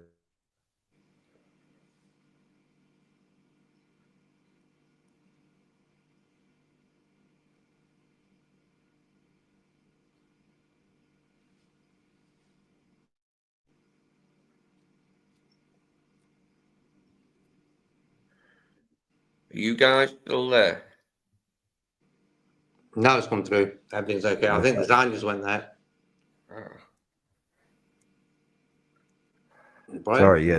Yeah. There's no way he meant to do it. There's no way he meant to do it. He's just trying to bend it over, or trying to bend it, and it goes over the keeper in the middle of the goal, but over the keeper. It's just a weird goal. It looks amazing, but I think it was actually bad goalkeeping. There's no way he meant to actually do it. Who scored it, Brian? I think it's that guy. It might be Rogers. I'm not sure. Good little player he is. Stepped up. Yeah, Emi Martinez was like time wasting. It was either Rogers or Duran. I'm not sure. Emi Martinez was Yeah, it was Duran. Emi Martinez was wasting time after 5 minutes. Like seriously, after 5 minutes, Emi Martinez is wasting time. Yeah. So that guy, man, Yeah, I never liked him as a player. He just is. absolutely horrible. They say he's the best player, best goalie in the world. The other week I heard it on somewhere. I think it was on a Champions League night or something. Oh yeah, Martinez is match of the day or something where they're saying Martinez is the best. I'm like, I would never have him. I'd rather have Allison. I'd rather have Kelleher than him. Yeah, I don't like him at all. I don't like him at all in any way. But Yeah, I'm not a fan of Robert Sanchez. I don't think he's a particularly good goalie myself. Like. no, look, whatever happens, we're absolutely golden in terms of the goalkeepers. Yep. If we're talking about in terms of what would be the most, I know if people in the chat can get involved in this as well. I don't want to bring it down a negative route, but also we have to kind of talk about the game itself. Mm-hmm. And forgetting about a certain number 9, we'll leave that to another show. But what was the most sort of worrying aspect about tonight's performance? Was there anything about tonight's performance that you thought, this is the number one thing that we can't do against Fulham? This is, like, we got the result. We went away. We were Steely Dan. We were rock solid. We just made sure Salah comes on. We get our penalty, and we walk away with the 3 points. But none of us thought it was an amazing performance. But what was if there was one thing that you were looking at going, I don't want to see that again against Fulham? I go JK, Lee, Nalante. So JK. Yeah. You know what? I think today's game was one of the games where I realized the opposition are not going to score today. And that was one thing I was happy about today's game, like against Newcastle and it was at Southampton. They always seemed like they're going to score. So for me, that part of the game was cool. But for me, there's nothing really in the game that really worried me. I just feel that the defense was calm today. And that was for me the main sort of worry going into this game when Girona sort of put the foot down a little bit. Phases, I thought, okay, let's see how this goes on. But slowly, I just felt like the defenders were playing their part of us getting that win steady. So for me, nothing in the game really sort of worried me to say I don't want to see that next game against Fulham. I think we played pretty well as a unit. For me, Darwin could have scored. Darwin should have scored that goal when Salah put him through. But for me, his movement, his willing to run, that's what he wants. He wants them type of balls so he can score. I said that in the last show as well. Darwin needs them type of balls from a number 10 for him to run onto, and you'll see the best in him. Today, we've seen that today. He didn't score, should have, but that's what he needs. So I'll be saying I'm worried about us not giving him them type of balls in a game. That's my only worry. Yeah. Okay. Lee? All that would worry me against Fulham is that we'd have a similar performance level to tonight's performance, but I think the performance level will be markedly different against Fulham. As I said before, we did sort of play within ourselves tonight, didn't we, and just get the job done. I don't think that'll be the case against Fulham. In fact, I know it won't, because Klopp knows they're a good side. He's just seen them get a point off Arsenal. So, yeah, he'll be ready for them. I don't think there'll be any, I don't know what I was going to call it, apathy or something then. No, we'll get right about Fulham, I think, hopefully from the first whistle. Hopefully we'll get a first half performance against Fulham. Yeah, and get in front in the first half. I'd like to see that anyway, for us to control like the whole game more, to be in front for a long time, for us to get an early-ish goal and then just stay in front. Lock them out.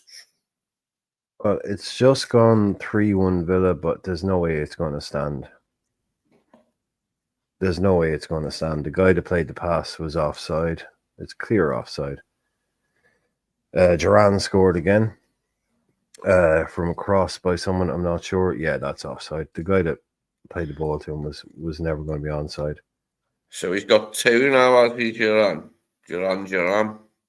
No. Did you not hear the last bit? No. It got ruled offside.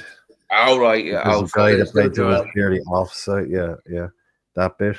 I've noticed Real Madrid have gone 3-1 up from Hyla very kindly providing updates on Madrid. So that's a shame. They'll go through now, won't they? After winning tonight, they'll go through, won't they? Well, they won't go through. They'll only not get relegated, basically. Yeah, what I mean is, like, they will stay in the competition, judging by this result. I was hoping if they get beaten, they might possibly go out the competition. Well, this is the thing. You finish top and you get a lower ranked seed, and one of the lower ranked seeds in this year is fucking Real Madrid and PSG, unless they're done by UEFA coefficient and not by this year's performance. But Nolante, are you there calling Nolante? What is it about Nolante? What is it about the number? What was the number one thing about tonight's performance that you wouldn't want to see again against Fulham? That's how lethargic we were. And you know what? It kind of reminds me in a different context. You remember the Champions League final when we won it? And do you remember the end of that season? It sounds vaguely familiar. I think so. I mean, yeah, you remember that, don't you, bro? You remember that. We've won so many of them. We've won so many. You know. Right? I mean, Pep was so kind enough to put 6 figures just to remind us of how many. That's nice. Not nice for Pep. He's a classy guy. Anyone doing a quiz? It's 6. It's 6. Yeah, exactly, bro. No quizzes tonight. But remember that end of the before that, the last game of the season, what was against Wolves, which is a 2-0 win. Sadio Mane, 2 goals. Just saying. But we had a week off, and when we played the final, we were very lethargic. Not the Liverpool that you came to see. Although we done it, of course, we don't complain we won. That's not the point. But it's kind of, it's similar to that. We were just a week off, and you would have thought just very lethargic. It wasn't. It was just all casual, and some people would say we didn't play our good, but it's just very lethargic. And I think again, sometimes the balance, again, depending on what formation, and Helio in the chat was saying a 4-3-3, we're just getting pressed a little bit through the middle at times. And even you, Brian, commentating against Romeo, just having too much touchline. It's only Girona and Southampton game, 1 or 2 games against teams that we're better of, and and that's the thing. And Newcastle, we dropped points, so it did worry me. And then the firepower as well, because Mo had a bad game today. You weren't great again, but he's done quite enough, and it feels at the moment, if Mo doesn't score, who's going to score? So I'm just a little bit worried about that. Those 2 things are my main issue. 2-2. By the way, Leipzig have just scored. I reckon it might get called back for offside again, but an absolutely glorious breakaway goal. It was one long Leipzig. It's the It's given. It's given. It was given. Oh I dear. believe it was Baumgartner. Oh, Baumgartner. Okay. A long ball out of the fence, a beautiful. It was very Jurgen Klopp Liverpool type goal. Bang, bang, bang from defense to attack, and a pen that looked like he'd kind of messed the chance up. Cut back, floats a lovely ball in. That was a beautiful goal to watch. But yeah, so Villa back to 2-2. Back to 2-2 to Villa. I'm not sure where that leaves them in this Champions League table, but they weren't expecting Emi Martinez getting done again. The guy just chipped it over him, and he's just standing there like dear. lovely to watch. Class Lovely to watch. World Cup winner Emi Martinez. Yeah, the World Cup molester. The Golden Glove defiler, as it were. It was After 9, guys. After 9. Yeah. I got the X-rays. No, but you were saying that what you don't want to see against Fulham is this kind of low energy, like someone called it earlier on. It was a low gear performance, but I don't think it was one of those. Sure, we never even got out of second gear. I think it was more like we couldn't even find second gear, let alone third gear or fourth gear to get into it. I think we were struggling to get our momentum in that game. And I think that, to me, you don't want to see that sort of.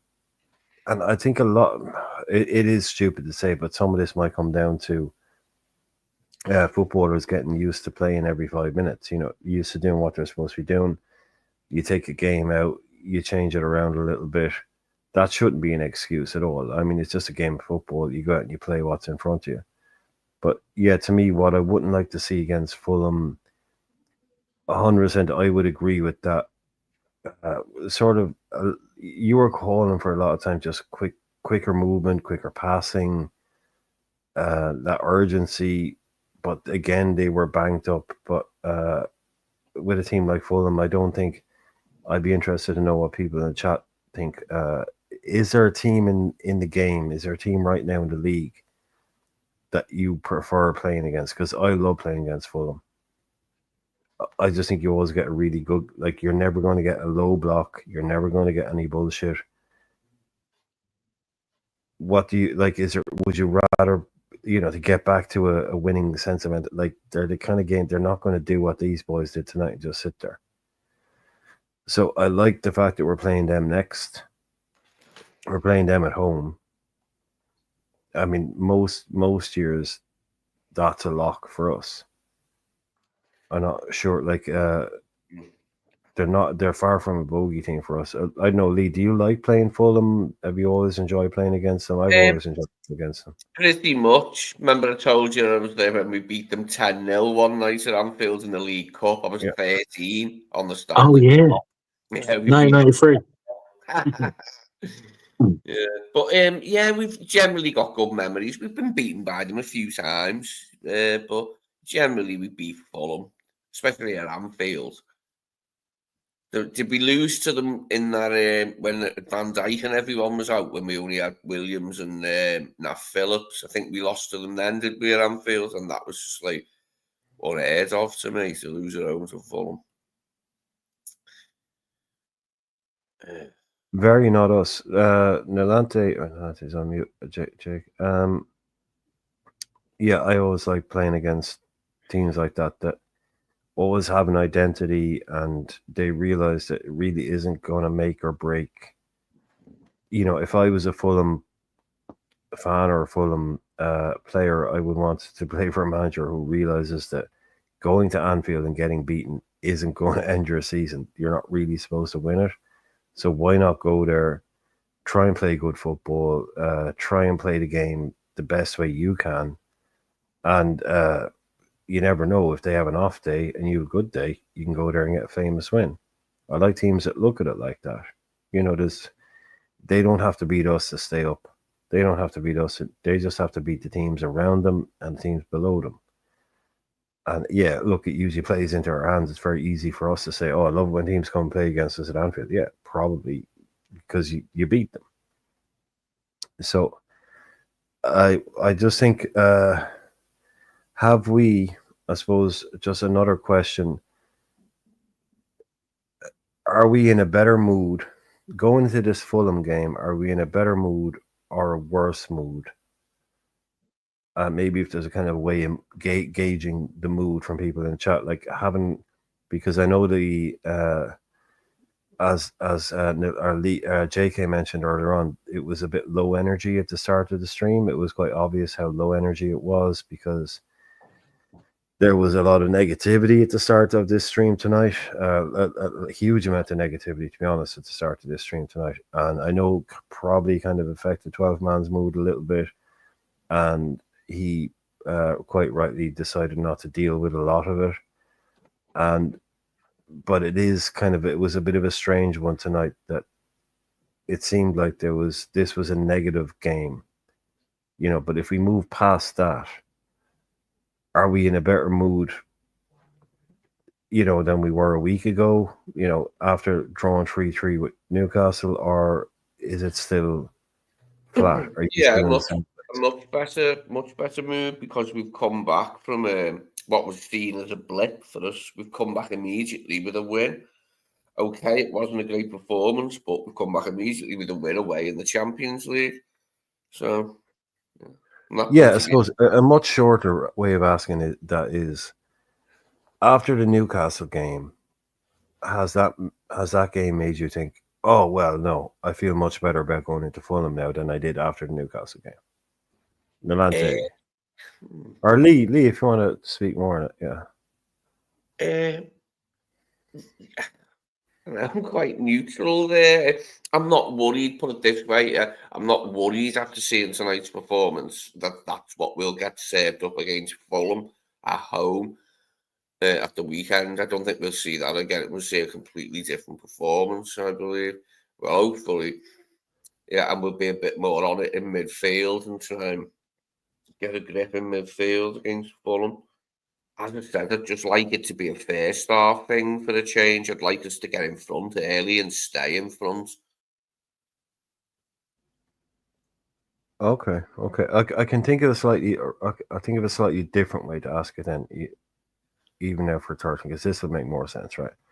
We drew against Newcastle, but we won tonight. Was tonight's performance worse than the Newcastle performance? Because the vibe, the energy around it seems to suggest that it was.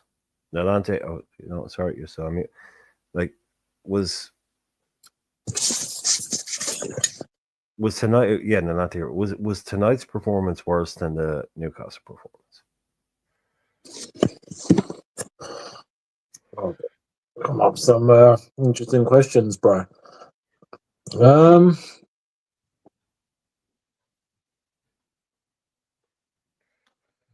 Because, like I say, it's a draw or a win. You're away. That's the thing, isn't it? Because Girona, as much they had some shots, but it wasn't as bad as Newcastle. But we were more, obviously, we were more creative attacking wise against Newcastle than we were against Girona. I don't know. It's a hard one to answer, really. Because it's a real kind of negative vibe tonight, isn't it? Is it just me? Yeah, I know we've seen it, but it isn't exactly the most celebratory kind of. No, I think very flat. I think everyone's realistic, and you just got to be realistic, fan that. And I'm sure you would say yourself, Brian, it wasn't a great performance at all, but we just got the win. That's it, really. That's all you can say. Okay. Oh. Okay. Yeah, I know, because I'm just interested because it seems to be a bit of a letdown, but this is maybe part and parcel of what we don't realize comes along with some of this this new format, where a game like this, which kind of all but guarantees something in this league, that will be a group winning game in a previous one. So there's probably less on it tonight, where I was going to say earlier on that, some of Girona's attacking play was kind of 8 out of 10, but their finishing was 2 out of 10, 3 out of 10. Sort of if they'd had a guy like that, but they don't have a guy up top that was a finisher. That's why they're Girona. Yeah, Brian You know, Hill. Brian Hill slipping over was probably indicative of their performance in attack, wasn't it? Like that moment where it appeared he was onside, run through, and then slipped over before he hit it. oh yeah, Danjuma does Dominic Szoboszlai with a feint, nutmegs Gomez. He's in on goal with only the keeper to beat and sticks it 20 yards wide of the goal. That's the difference. That's why, you play for Girona, not Man City. That's why you play for Girona, not Real Madrid. Because if that's Vinny Jr., if that's Mbappe, if that's whoever, they bury that. Because he did the hard bit. He twisted Dom and Gomez inside out. Nutmegs Gomez. He's in on goal. All you have to do is bury it, mate. No, because that's the hard part, is finishing it. And not only can he not finish it, he skies it into row 23. But that's why there's Girona. It's easy. Oh, if they'd had this, that. But I think we need to wake up a lot because they created a lot of chances against us. We didn't create an awful lot. You said earlier, didn't you? You thought we made Romeo look better than he actually is at his age as well. Yeah, we made. Well, exactly at his age. At his age, we should have just been done. We should have been, sorry, mate, not tonight, not for you. But it was like, oh, he's really good, isn't he? No, he's not. Stop letting him pass the ball around. Yeah, the blend of Jones and Gravenberch isn't as good as the blend of Gravenberch and McAllister, is it? But it's all we've got, you know what I mean? We haven't got any other options, none, because Endo just isn't an option for their slot. That's the way it is. The side picks itself on at the weekend, doesn't it? Well, Rob's saying a 1-0 is good for me. We scored a few goals in the last few games, but conceded plenty. I was delighted with the result tonight. Rob's very happy. He's made some good comments tonight. He's been really looking at it in the sunshine, as it were. But on the flip side of that, Healer is saying, I'm not sure that Slot knows what to do in midfield when McAllister is out. Is he lacking a plan B? Question mark. So yeah, I think a little bit. Yeah, I'm sort of in that camp a bit. Yeah, that without him, or then alternatively without Ryan. Yeah, we just haven't got what we need to put aside out, and it's worrying. It worries me. What's your, if there is no Mac, what's your preferred midfield three? Say, assume it's a kind of a 3 as opposed to a 2-1. Or if you want to do a 2-1 as well after that. But, there's no Mac. Everyone else is fit. Harvey's fit. Dom's fit. Even Dione and more. Everyone's fit other than Mac. What's your preferred 3? And Delante, if you want to think on that, and also the chat, tell us what is your preferred midfield 3 and midfield 3 formation if we don't have a McAllister, which we won't against Fulham, and we didn't tonight. But yeah, the 2-1 rather than the 4-2-3-1 kind of job. Yeah. Or the 4. Yeah. So what would you'd go with? What, Grav, Jones, and Szoboszlai. Harvey Elliott's fit now, but he's not going to drop. He's not suddenly going to bring Harvey Elliott in for Szoboszlai, is he? Like, that's just not going to happen. Although Elliott will continue to get more and more minutes, that ain't going to happen against Fulham. But it's his old club, isn't it? So he could come off the bench, and it'll be great for Harvey. The law of the X, Lee. Never underestimate the law of the X in football. They do come back to haunt you. Yeah, I'd be made up if he did that. If he pulled one out against Fulham. So that's your and chat, get involved. Let us know what your preferred midfield 3/midfield formation is without a McAllister, because like we say, it's a relevant question because he didn't play tonight and we got to see one without him tonight. And we got to see it. You make of it when Szoboszlai came? When Elliott came on and Szoboszlai dropped back where Curtis had been. What did you make of that? I didn't notice much in terms of overall gameplay. in overall game shape. Eddie looked lively. Looked, of course, like I mean, the guy's been sitting there for how long? Just you're a professional footballer. Even if you're just playing football, if you're playing there, but you can't wait to get back out on the pitch. And so you saw that inevitable rush of energy and all that, which is what Harvey does. But you also see that bit of coolness. I didn't see a huge difference. I didn't see a huge drop off or a huge increase, but more energy. Harvey getting a little bit more involved. I think his perfect. Harvey doesn't have pace. He's not a winger. He can't play wide. Permanently. He's not a wide player. He's not a finisher. He's kind of just a number 10. And that's where we have a player who plays in that position. I mean, or we have a team that uses a player in that role. So I think we could do really well with Harvey Elliott if he gets into the team. I'd love to see Harvey. Let's just say Dom gets a cold and he misses 3 games. I'd love to see Harvey Elliott given a run of 3 games in a team like this under a new manager to see what that would look like. We've seen him under Klopp, we've seen him under people like that, but we haven't seen Elliott do it other than the preseason where he seemed to like it. Now again, that's preseason. So I like the energy. I think we all know Harvey Elliott. It's kind of weird, isn't it? It's like he's been around so freaking long. He's been here for years, but he's only like 22-ish. He's still only a young player. We've just been around so long that we kind of have yet to see an actual role for him. It's strange. I don't know, but I'd love to see him get a proper run in the team. I think my midfield 3, my preferred midfield 3, if McAllister wasn't going to be in the team, it's really difficult because I'm not kind of mad about any of it other than Grav. I don't think the whole Dom and Jones combination seems to work brilliantly. They're both individually great players. I'm not sure if it's a brilliant partnership. I'm not sure how fluid it is. That would be for like the proper coachy type tactical people. To me, it just doesn't seem awesome. Yeah, it doesn't look right. Yeah, maybe I just think perhaps they're too similar. I think like in a 3, you need a guy that does this, one that does that, and then one that does that. Maybe I think Mac is so important to what we do as well. So if you were going to play 3, you'd have a 6 would be Grav.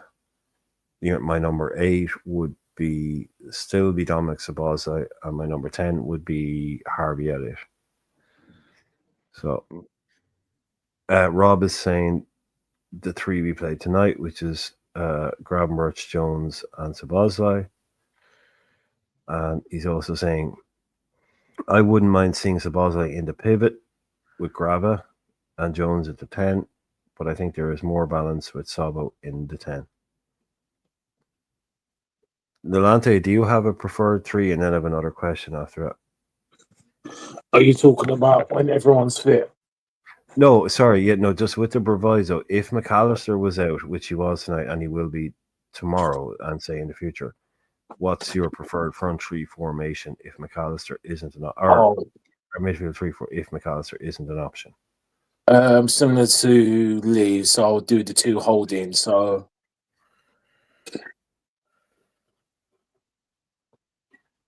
Endo, Grav, Jones. If Elliot was more fit, had more match sharpness, I'll be Endo, Grav, Elliot. So yeah, and you were doing a 4-2-1 kind of thing. Yeah, 4-2-1. Yeah. Not 4-3. Yeah. Oh, we're not going to see that, unfortunately. Okay, so the follow-up then, the follow-up question is, if McAllister is fit, and everyone is fit, is McAllister best as a 6 and 8? I would say we're playing in the 3 thing, right? With the 1-6, 1-8, 1-10. Is McAllister best as a 6 and 8 or a 10? Because I just want to see Mac in the 10. If it means moving Dom back, I think McAllister is most effective in that when it got closer to the goal. But we do need him in midfield too. But so where do you think is actually we should be playing Mac?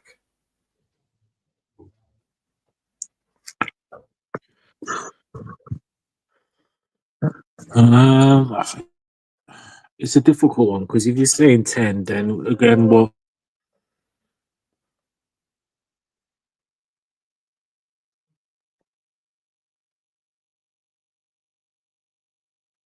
We're gone. We lost in the latte. yeah, sorry.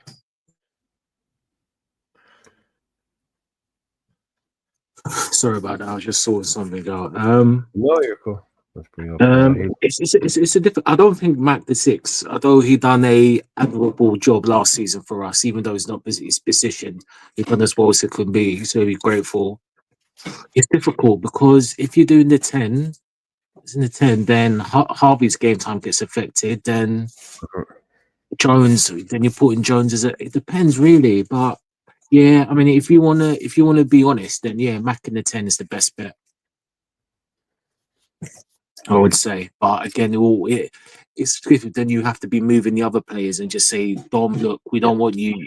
Mac is my 10. You stay as the 8 or the 6. Because I think the way Dom plays, let's be honest, he plays like a number 6 or number 8 because he's just, it's just not happening in the final third of the pitch for me. He's better. Look, I know, Brian, what you saying about the pressing and hard working, which you've said, Brian. You can react to the chat about that. I think it's better that, and then at least he's got the energy to cover, tackle, and then give it to players further forward, whether it's a McAllister or Harvey per se. For me, Well, I think Healer has basically hit the nail on the head of what I was trying to say here. Is that he's saying it's almost that any way you try it, it seems that without McAllister, especially when we play away, there is something lacking. We are one central midfielder short, and I shall not mention Zubimendi. But that's when it's just when you take like it's all well, it's great when we got Mac in because Mac's there's gonna be him here, but you take him out, it's like ooh, all of a sudden, hang on a minute, it's like it's great to have that, but it's a cog, it's such a vital cog, and you take one thing out, it's like oh shit, yeah, we're actually. What if that happened for like more than 2 games? It's the same thing with an Ibu. Villa just gone 3-2 up, by the way, with a crazy goal. So yeah, it's like it's brilliant when they're all there and it all fits together perfectly. But Ross Barkley just came on. Oh, I see it now. Yeah, Ross Barkley just came on. And he tries a shot from outside the box, and it basically hits a guy in the stomach and goes in off a massive deflection. That's a horrible way to lose it. 3-2. Yeah. Anyway, Ross Barkley, for a guy who was playing at Luton Town 2 years ago, in Turkey 3 years ago, written off completely. He's now scoring goals in the Champions League for Villa. Football, you couldn't make it up. Mm-hmm. But no, that's just, I think Hyder was right. It's just sometimes it's like everything's going really well, and then boom, one guy out, and then you realize every squad is potentially a little bit of a house of cards where you just take one out, and it's like, oh shit. So I think the shouts to improve have the shouts to improve the squad, have the January have the calls for January signings, has tonight's game again to the chat. Again, this is one that's kind of gauge the feeling kind of questions. Has a game like tonight, a performance like tonight, has that made you think, yeah, I was on the fence about wanting to do something in January, but we need to do something now? Has it increased the urgency amongst people in terms of the way they're thinking?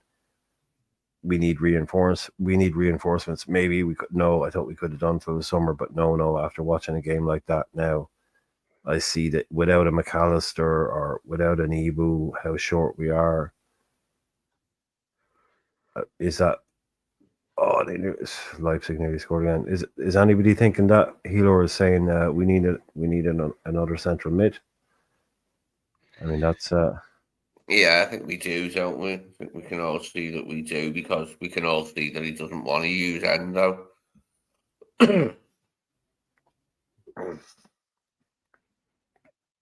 well. That so, but do you think so? For Lee, are you thinking? So that's has that made? I mean, tonight's. I know I'm asking a lot of questions. I'm trying to keep the kind of the flow going, but has it, made you think? Oh, yeah. Anything different, or are you still where you were? You already thought we needed something. Yeah, because as I said, I keep repeating myself, but it just seems that Slot doesn't fancy Endo playing in big games, Champions League, Premier League. You play him in the cup games, but so that suggests that we do need a sign, and there we need a backup that he will play, that he can play, and isn't reticent to do so as he is with Endo. That's what we need. Okay, well, I see JK is back. I'll ask JK the same thing. Then is it has tonight we've been talking about a lot of stuff, but has tonight's game made you say get more off the fence, or say no, we definitely need to do something in January now, or has it made you think anything in terms of new signs coming in terms of tonight's game? I know you like to be a bit more long term about it, but just in terms of tonight's game. Mm-hmm. Have you thought, well, do you know what? Maybe we could do something in January. I hope we do something in January. A long time coming, you know. Yeah, I just feel whatever we can add is going to benefit us. I look at it like that, you know. Chiesa, he's going to be like a new signing anyway when he starts playing, if he starts playing. So like a new signing. Yeah. So if we can add one more guy, it will benefit us. I would say in the DM sort of area, around that sort of area where Gravenberch plays. Okay, we've got Endo. I just feel midfield sometimes just lacks that additional player. Maybe like Zubimendi, if he came in, he would have done a job. I know that. He would have been a good addition to have to that squad we got right now. Imagining it in that squad. Yeah, we still win all our games and stuff, but we just feel better if we had one more guy in that area. Okay. The Nolante, have you got a shout on it? Because Nolante is back. Have you got a shout on that? Are you more? Has tonight's game made you kind of go, yeah, do you know what? I was about to keep my wallet in my pocket, but now I'm getting the wallet out. I'm definitely getting it out. Or was it already out? Oh, it's already out. I'm willing to spend. Yeah. I'm willing to spend, bro. Yeah, we need to buy it. Let's again, which we're already talking about summer. That's what we need to get. We're not. I don't think anyone can. Well, 12. Big up 12. You know, still the takeover 12. Hopefully, you can't hear this. Your channel's been taken over, but all seriousness, 12 did say he thinks we're going to win the league this season. I don't know about you guys. I couldn't see it. But look, we're gonna get to January. We can say safely that we're in there. So it's about Edwards and Co. Doing the due diligence. Richard Hughes, go and get the DM. The rest can sort itself out in the summer. Go and get that DM to push forward to get the title. Otherwise, it's just gonna be another. We talk about it was a great start, but then we just faded. So. Yeah, man, go and get the DM. The other positions we can handle for now. Right. Well, I have a slightly more difficult question then. Okay, so because it's been mentioned a lot now, it's been like Lee said it. You like people are saying it's obvious. Oh, not it's obvious, but it seems clear that Arne Slot doesn't. It's hard to pick the right word here. Yeah. See Endo in the team. So what is the difference between Endo and the guy that he does? See, so what is it about Endo, or what will it be about a new DM, because Endo's a DM, that he can do that is different to what Endo brings to the table? Because Endo brings a lot to the table. He brings a lot to the table, but what is it about him that he isn't? What are the extra side dishes that he isn't bringing to the table that the other guy will be? What's the difference in profile? And I know that's a bit of a bitch of a question. I know that. Yeah. Well, ability on the ball, or his perceived idea of Endo's ability on the ball seems to be what stops him selecting him for more minutes or throwing him in earlier. It seems to be that he doesn't want to relinquish control of games too early, even when we're in front. He waits until the last 5 minutes, and that's fairly conclusive evidence that he doesn't fit his style, his pattern of play. That's just the harsh facts of it. Like, that's football, mate. You know what I mean? It's one of those games, isn't it? Like, where he come in, he's done well. Once he settled in last season, he actually done well and played good in many games. But he's not a slot type player, apparently. You know, Slot never told me that. I'm just deducing this from Yeah. the Well, the minutes. I mean, big the minutes speak for themselves. So. Yeah. I mean, Nilante, I see you get what I'm getting at, don't you? What's the difference between, like, everyone agrees we need a DM. Well, most we need some cover there, but also everyone agrees that Slot seems to agree that Slot doesn't see Endo in that role. So, what do you think is the difference in the skill set that we're looking for? I think what Slot wants, he wants a ball playing DM. Because you've been big on Endo. You wanted Endo to start tonight. Like, you've been big up on him. You wanted him to start. You think he brings a lot to the table. That's what I'm saying. I think so. Yeah. I think we need the tough. It doesn't have to be all ball playing. He's a tough tackler. He's simple. He passes the goal. And again, I'm only saying, look, we discussed this last season, Brian. And again, you JK and Lee, you can tell me, you can answer it. I don't think any of us wanted Endo last season at the start. Maybe JK because you watched a lot of him, but none of us said, "Oh, I want Endo in the team." And I was thinking at the end of last summer, August, the transfer window, I was thinking, "Oh, Endo, man, we're just for some guy to play a couple of games. We need more than that." And fair enough, he proved me wrong in his performances. So I think for me, he's got the credit in the bank to start certain games that we need to rest at Mac or Graf for me. And I think he wants the Dutch style like a Frankie de Jong or Spanish like a Subi, Rodri, that type of player, or a João Neves. He wants that type of player, but I don't see there's any wrong with a tough tackling midfielder. And Hendo can play a little bit, you know. Yeah, He can play a little bit. Yeah, And I just, sorry, Lee, I'll just finishing up, Lee. I just think he needs to be utilized. He really does need to be utilized. Otherwise, I'm going to be having issue with Scott and Slot because he feels like he has got a vendetta against him. Now, like I said, January would be the key. If he doesn't rate Endo, and he doesn't sign anyone, and if he still doesn't use him, then he's got a vendetta against him, and I don't know why, because he's got credit in the bank. So, you used again a very inflammatory word there, a very controversial word, vendetta. Do you think, I'm not trying to make a point of it, but do you actually feel that there might be something there in terms of you were a Schmaka guy, you were the archetypal Klopp guy, you were the archetypal Schmaka guy? Do you think there might be something to do with that? You think that it might be a bit of a power play kind of thing? Interested to see if this Diego Gomez does anything for Brighton, and the Highlands just mentioned, saying he's a good player. Be interesting to watch that. $13 million.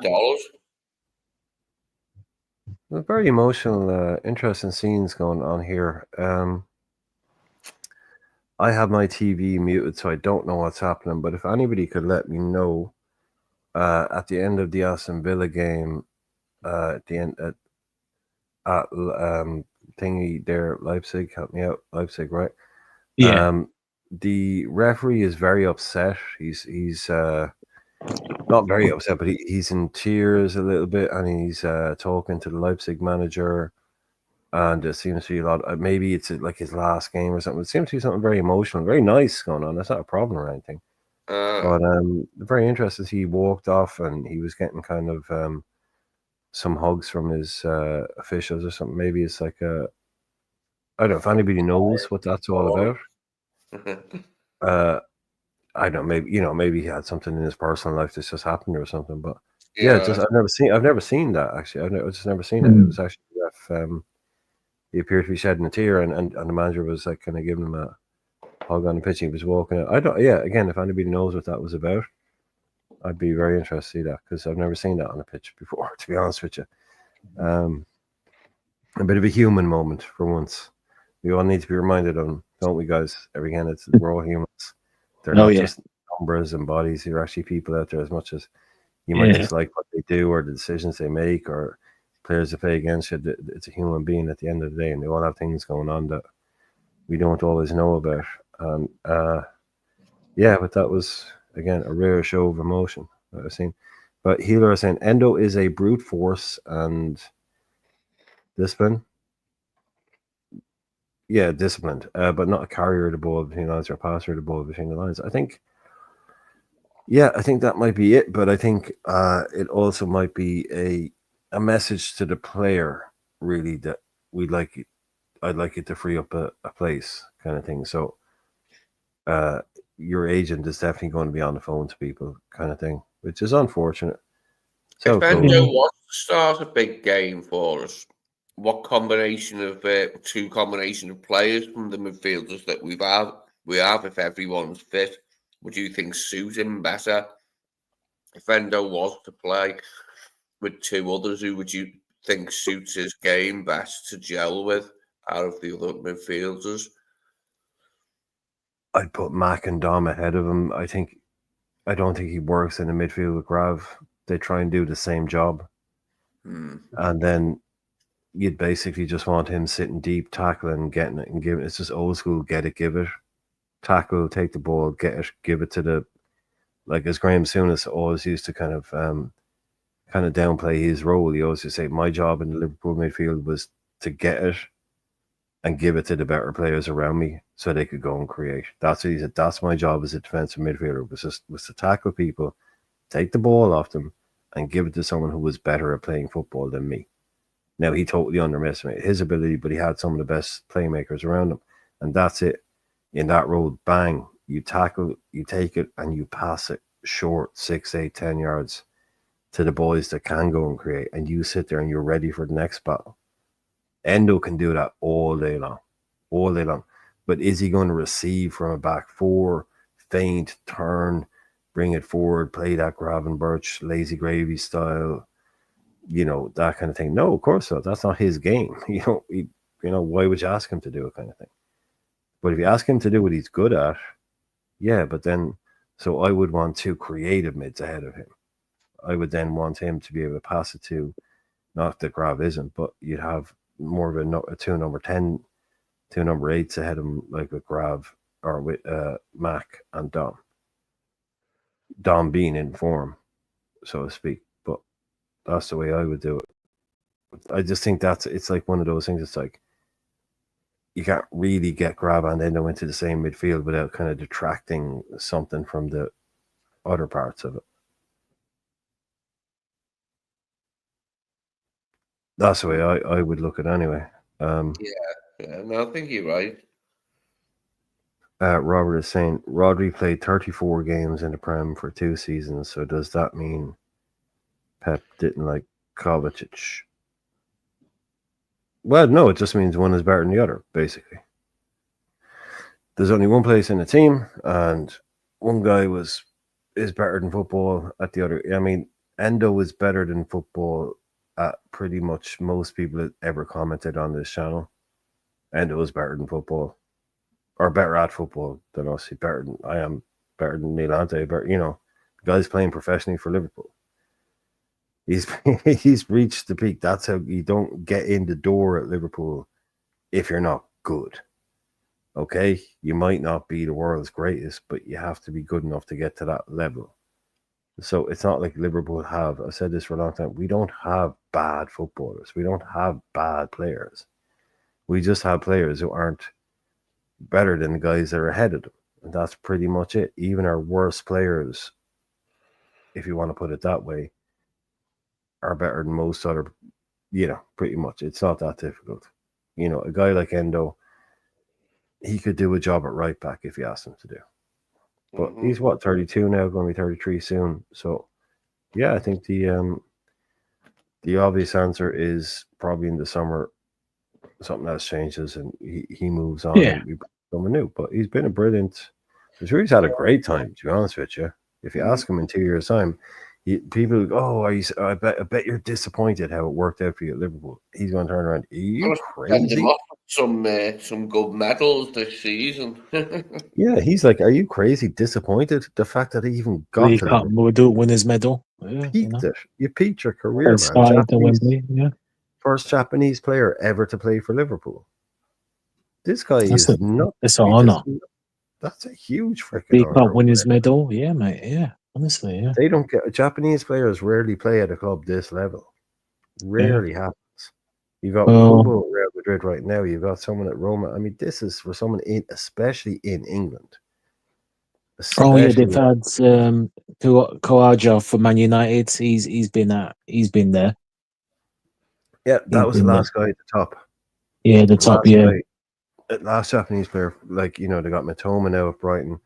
But this is huge. His Liverpool, family, everyone's right now. Oh, he's talking about right now. Yeah. That's true. Oh yeah. But his whole family are going to be like disappointed. Didn't work out. I mean, it worked out the day he signed the contract. Yeah. Even to play once, even just to put on the shirt and walk out on that. Yeah. To play it once, you've made it. Yeah. But again, this is what I'm saying. Just fair is fair. I mean, all we know is last season he's signed to be like a stopgap, like a squadish player, and he played. And this is what I'm saying about, regardless of the level of player, and he played well enough to get in our team and to start games. If you play well enough, you should start. No one should be immune to not being dropped, and that's the thing. And I'm just sort of report what Robert playing. Robert is. I think you're missing the point. It's nothing to do with Pep. Whether liking the thing is, Pep played Kovacic quite a lot last season, and this season he values him as a player. That's a big difference to what Slot is doing with Endo, and that we're playing where if Grav or Mac gets injured, are we gonna still ignore him? Got touch with, he get a serious injury, are we gonna go, oh, it's Endo? So well, that's a different So, and that's my point. And I can't. Okay, no one that's can. I see what you're getting at now. Yeah. Now I see what you're getting And at. he's got. Even if this is we were it. short, would he still be saying, "No, you're not my guy"? Yeah. This is it. To the detriment of the team, is it? This is it, Brian. Like I said, and Slot has got to make a decision with him in January. What is he going to do with him? Because you can't just ignore the play and give him 3 minutes here, 2 minutes there. What's the point?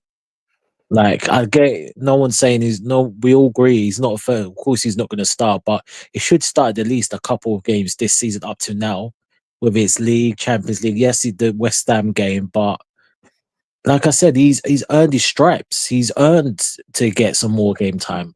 I don't think anyone can dispute that. Oh, take care, Cedric. Night. Take care, man. Cedric.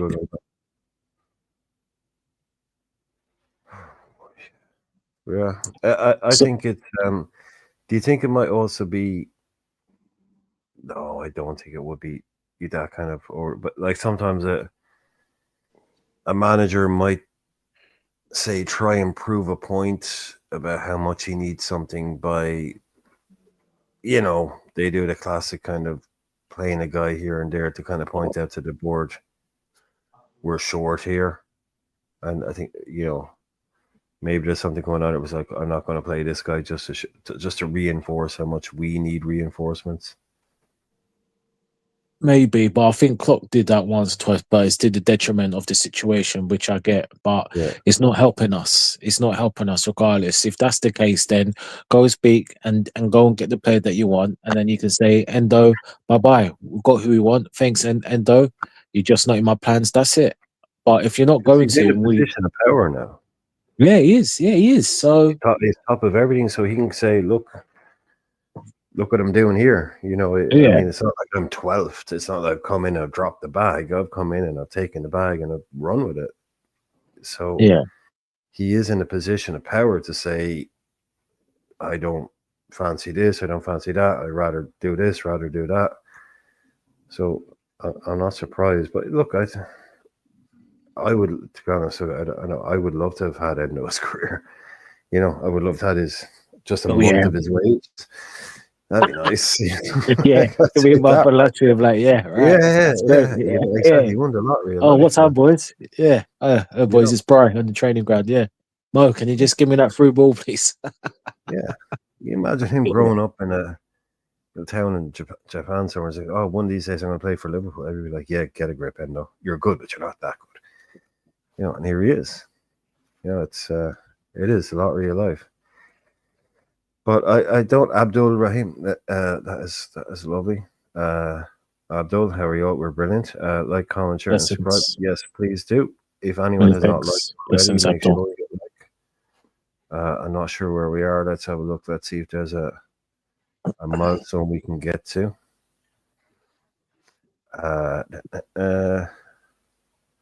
No, we hit 20. No, that's brilliant. I'm not going to beg anymore. We've got 20 likes.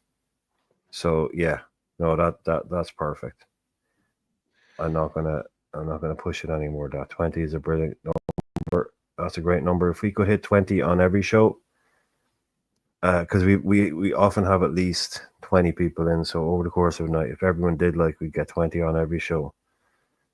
So it's a good, yeah. Because I thought tonight it was a bit of a weird atmosphere. Do you not think it was a bit of a weird atmosphere after the game? Did you think that? I felt that a little bit. Yeah, I guess so. Yeah, it was just a weird performance. We got the job done, but it was just like it was just lackluster. It was a bit of a dull game, basically. There's not much to write home apart from the penalty. Yeah, no, exactly. See, if it had been open goal, a goal from open play, it might Yeah, have been a little bit better. Was the fact it was just a pen. yeah. And to be honest, I mean, okay, look, I don't normally like to do this because I normally totally completely avoid this, but to me that was okay. That was a tight one. That's all I say. Steve McManaman comes out and he says he'd be disgusted. I think he said he'd be disgusted. Something along the lines of he'd be disgusted. Rio Ferdinand obviously agreed in the TNT studio. If that was a penalty given against him, he said, I'm happy to take it, but McManaman said there's no way that's a penalty. Rio Ferdinand said there's no way that's a penalty. So I think McManaman said genuinely said something along the lines of, you know, I'd be fuming if that was given against us. That thing. Very soft. Just some version of that. So what I don't know, to the chat, just to the people in the chat, because I know it's a bit of a controversial one, but Steve McManaman, who I know everybody loves, and Rio Ferdinand, who everybody loves even more, have come out and both said that it was never a pen, and they'd be, you know. So, what do you think? When they showed the replay of it, they showed the most incriminating angle to make it look as if it was. But if they see more angles, they'll notice that it was actually a penalty. Yeah, and what do you think about Macca? Macca saying, what's your thoughts on that? Loads of old bollocks. You should shut up with that one. We don't need to hear that. Well, I'm also like, you know, players being neutral when it's their old club, but saying that wearing a pen, that's going a bit too far. Bloody was. Nolante, any what were your thoughts? Were you thinking, oh Christ, yeah, like, I don't want to put words in your mouth, but had it been given against us, are you sitting there going, well, can't argue with that? Clear pen. Wouldn't say that. I would still be a bit. No, that's a bit dubious. Like, because my first reaction was it a pen? I was just thinking, was it? I can't say it was a stonewall pen because I thought he slipped Diaz and maybe he caught him, but he was slipping on the way down. So when he was like, because I was thinking, yeah, it was a slip. And then when he done the old screen, he thought, okay, penalty. So if it's to us, I'll be, yeah, I wouldn't be furious, but I'll be a bit like, nah, man, yeah.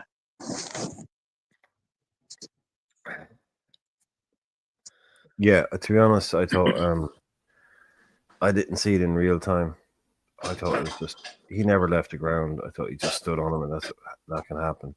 Yeah. But yeah, I see it in real time. It was only once it all happened that I knew there was a chance. but like you said, as soon as he tells the ref, or as soon as the ref goes to the screen, it's probably given. For me, I'd be gutted if that was given against us. It was. I'm not sure if it was a penalty for me.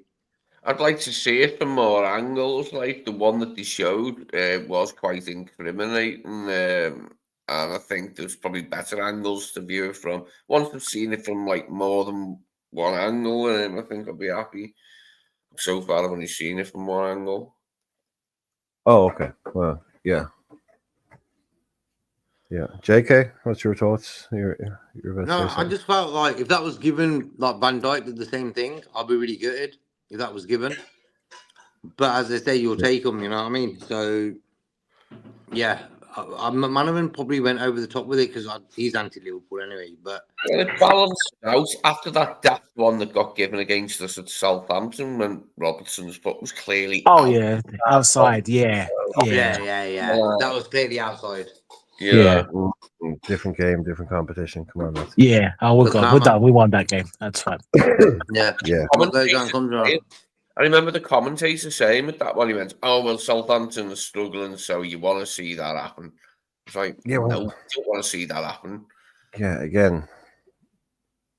Yeah, stop putting microphones in front of these people. Yeah. But JK, you were saying you were on the you'll take it, but if it's given against us, kind of. Yeah, 100%. I don't think even now. I don't think that was a penalty. Yeah, I've not seen it enough from there. For me, it's not a penalty. So I was surprised. I was surprised. They kept. What happened was they went to the guys in the VAR room, and they took ages. As soon as they start taking a long time, something could be happening right now. And normally it's against us. So for us to go our way and we got the penalty, I'm pretty happy with that, bro. It's about time something went our way. Yeah, I'm just looking it up now to see what. He was all over him. He was all over him, Van der Beek. He was hugging Diaz like he was his cousin, trying to escape the cousin's house. He's like he stayed there for too long, and he's like, I want to get back home now. And he's like, "No, you're not going nowhere." So it was that type of foul. I'm just looking it up now. I'm looking for the highlights and looking for the incident, see what gets shown a bit here. As Rasta Crab is in the house. Rasta Crab, thanks for joining, man. It's a bit of a takeover. It's a bit of a the lunatics have taken over the asylum, as they say. 12 Man is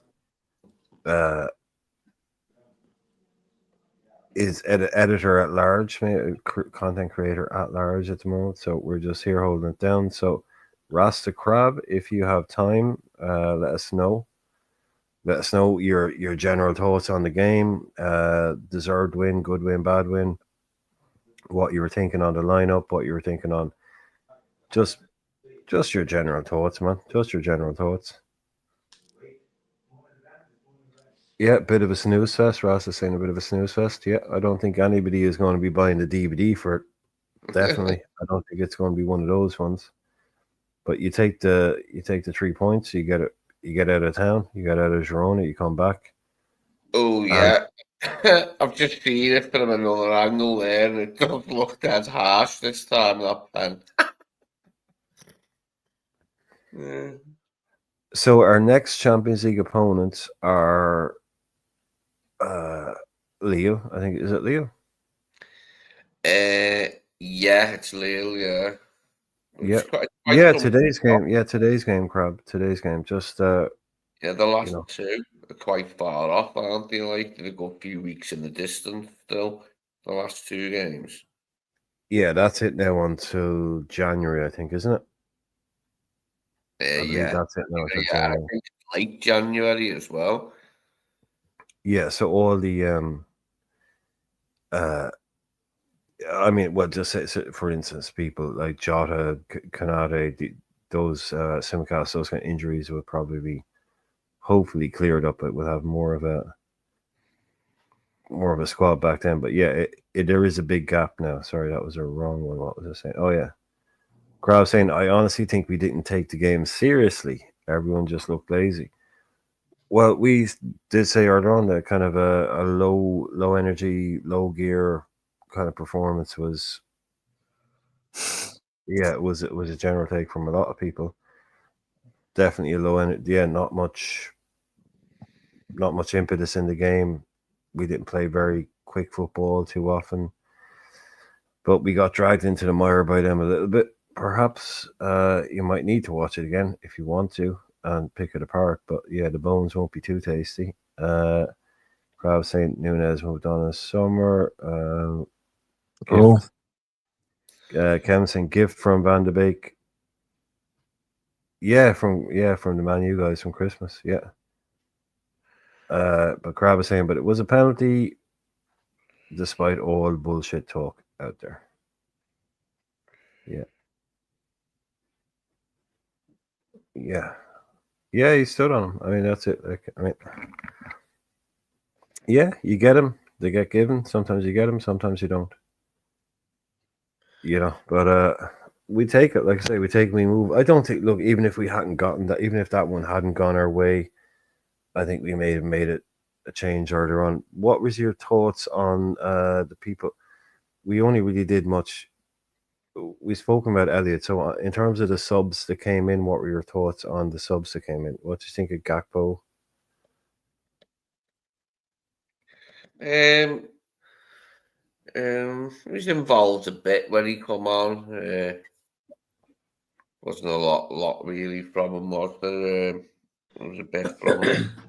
Like for me, they all did what they need to do. We won the game, you know what I mean? So they all like Elliot looked better, like he looked good when he came on. Endo as well. I think everyone did well when they came on. Are we close to starting Elliot in the game? Is No, Elliot? not yet. Not yet. Yeah, he's No. close to getting a shout now in the 10, Elliot. Southampton? Yeah, it's got to be, and he's got to play there against Southampton, surely. Yeah, surely, yeah.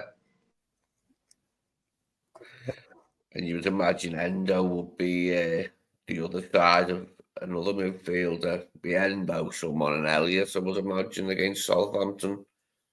If previous selections in the League Cup are the same as other rounds.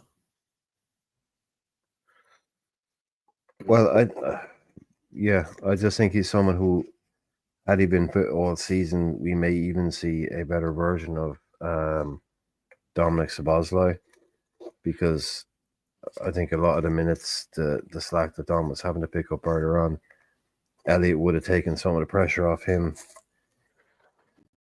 and he would have got. Not saying it would have changed the whole thing, but I thought he was someone who would have, Slot does like, and would have gotten a lot more game time than maybe someone. I don't know. Well, we didn't really have anyone else, but Dom wouldn't have played as much had Elliot been there. He would have gotten a lot more half hours in games, not necessarily starts. So he's someone I definitely got we have back. Gakpo, yeah. Gakpo can do that, can't he? He can kind of come on and change the game, but he can also come on and kind of get dragged down to the level of the game. If it's a poor game, he can come in and sort of just, become kind of just as stodgy. It was very stodgy tonight, I thought. Tonight was just very stodgy. Very little fluidity. There wasn't many. I think the lack of a McAllister initiates a lot of 1-2s, and quick passing triangles in front of the defense, which we missed tonight, especially with their bank. We kept trying to put it wide and clip in these real obvious balls, and they had like 7 people in there. There was a lot of just real kind of obvious shit that was going on. There wasn't much kind of inventiveness. We were all waiting for a run, someone to break the line, someone to do something different, and it didn't really come. I think McAllister is first time passing from not deep, but then that gives us another option. Doesn't always happen, but that was something I thought we missed tonight, which I don't think we've done enough in recent years, is quick passing, 1 and 2, touch passing in and around the box to open teams up. We rely a little bit too much on the longer passes and things like that. But I'd like to see I would like to see what Slot said after the game. I know I just saw one quote about Nunes that somebody put in, and that's all I saw. I'm not going to focus on that. But he said they all had a good game, sort of thing. Or not everyone had a good game, kind of thing. So I don't know. We're getting close up on this. Nearly 10:30. Do you want to end it at 10:30? That'd be like 7 minutes. We can go for another 7 minutes, end it at 10:30 on the dot. Or if you guys want to talk more about stuff, it's up to you, mate. Up to you. It's not up to me. My brain only has so many words in it. Lee, I need help here. If anybody wants to talk about shit, let me know. If I don't want dead air, I don't want us to be sitting here kind of mumbling and fumbling. But if there's anything you want to bring up, any points you want to bring up, especially something that you might want to ask the chat to create a dialogue or a debate about something. But other than that, let me know. Do you think he'll start Virgil against Southampton? I wouldn't imagine he would you? Or will he? What do you think? Do you think he could get away with that? Not playing Virgil and playing Joe and Giroud as the partnership against Southampton in a week's time? I would. He needs to be rested, regardless of what happens. The League Cup, for once, I'm not too fussed about it, if I'm honest. Yeah, I got shudders. I don't want to see no Virgil against Southampton in that. Yeah. No. Is there a double no on that one? JK. But what's your option then? So we're assuming, because I get what you're saying, Ebel's out, right? So Yeah. What do you do? Because we're deep in that. That's quarter-final stage, right? Or is it 16? Look, for me, the Southampton is a game where we don't need Virgil. Give Kwanzaa that game. The problem is Gomez will be playing games now as well. Exactly. It's 100% Kwanzaa, but then it's what do you do?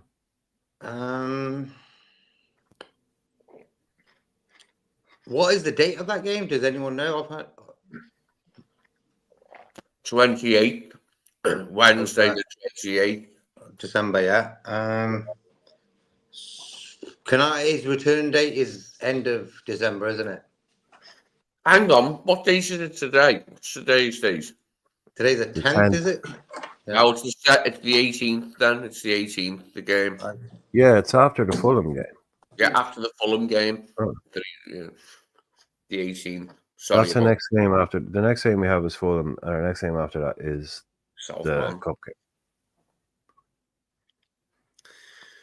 Then we're away to Spurs. Then we're away to Spurs after that. After Southampton. Yeah. So I think you'd be looking at a Kwanzaa, potentially a Kwanzaa and a Gomez. Yeah. That would be prudent. Like, from my point of view, I think we could beat them and give Virgil a rest at the same time. I think Joe and Giroud could handle what they've got. But will he do it? That's knows he knows, really. Will he take that gamble? Oh, I could see him playing VVD and resting and playing Kwanzaa and giving Gomez a rest because he trusts VVD. because it's a quarter final, right? Mm-hmm. Yeah, so it's not like he's not going to go, oh, throw the kids into that because it's like the round 32 in the FA Cup away at Yeovil. Mm. So it's up to, it's a big call for him now. It is a big call for him now. What does he want to do? Does he want to risk banking all this, or does he want to say, oh, we can't do that now because we're Liverpool, we have to go for every trophy? He's caught in the middle a little bit. But I hope he is pragmatic about it, not I go Kwanzaa, and basically, I think 12 I was saying Kwanzaa Nalo. Oh, sorry, it's messed up.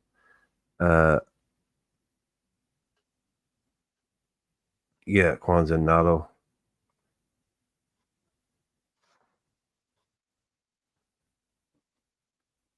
It wouldn't be. Rob saying he wouldn't be too upset.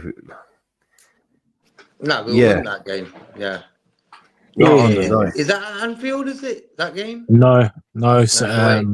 Away St Mary's. Yeah, look at what happened last time we went there. 3-2 we won, yeah. I know. Southampton will be up for it, but yeah, for once, I'm not too fussed with if we win, we win. If we go out, not too fussed. I would rather the FA Cup this year. If I'm honest. Mm-hmm. Others, but just rest everyone. Anyone that's a first team player that's or in the starting 11 at that time, rest them all. I don't want to see no one near. Yeah, for me it'd be like opportunities for like Jota, Chiesa, maybe Elliot.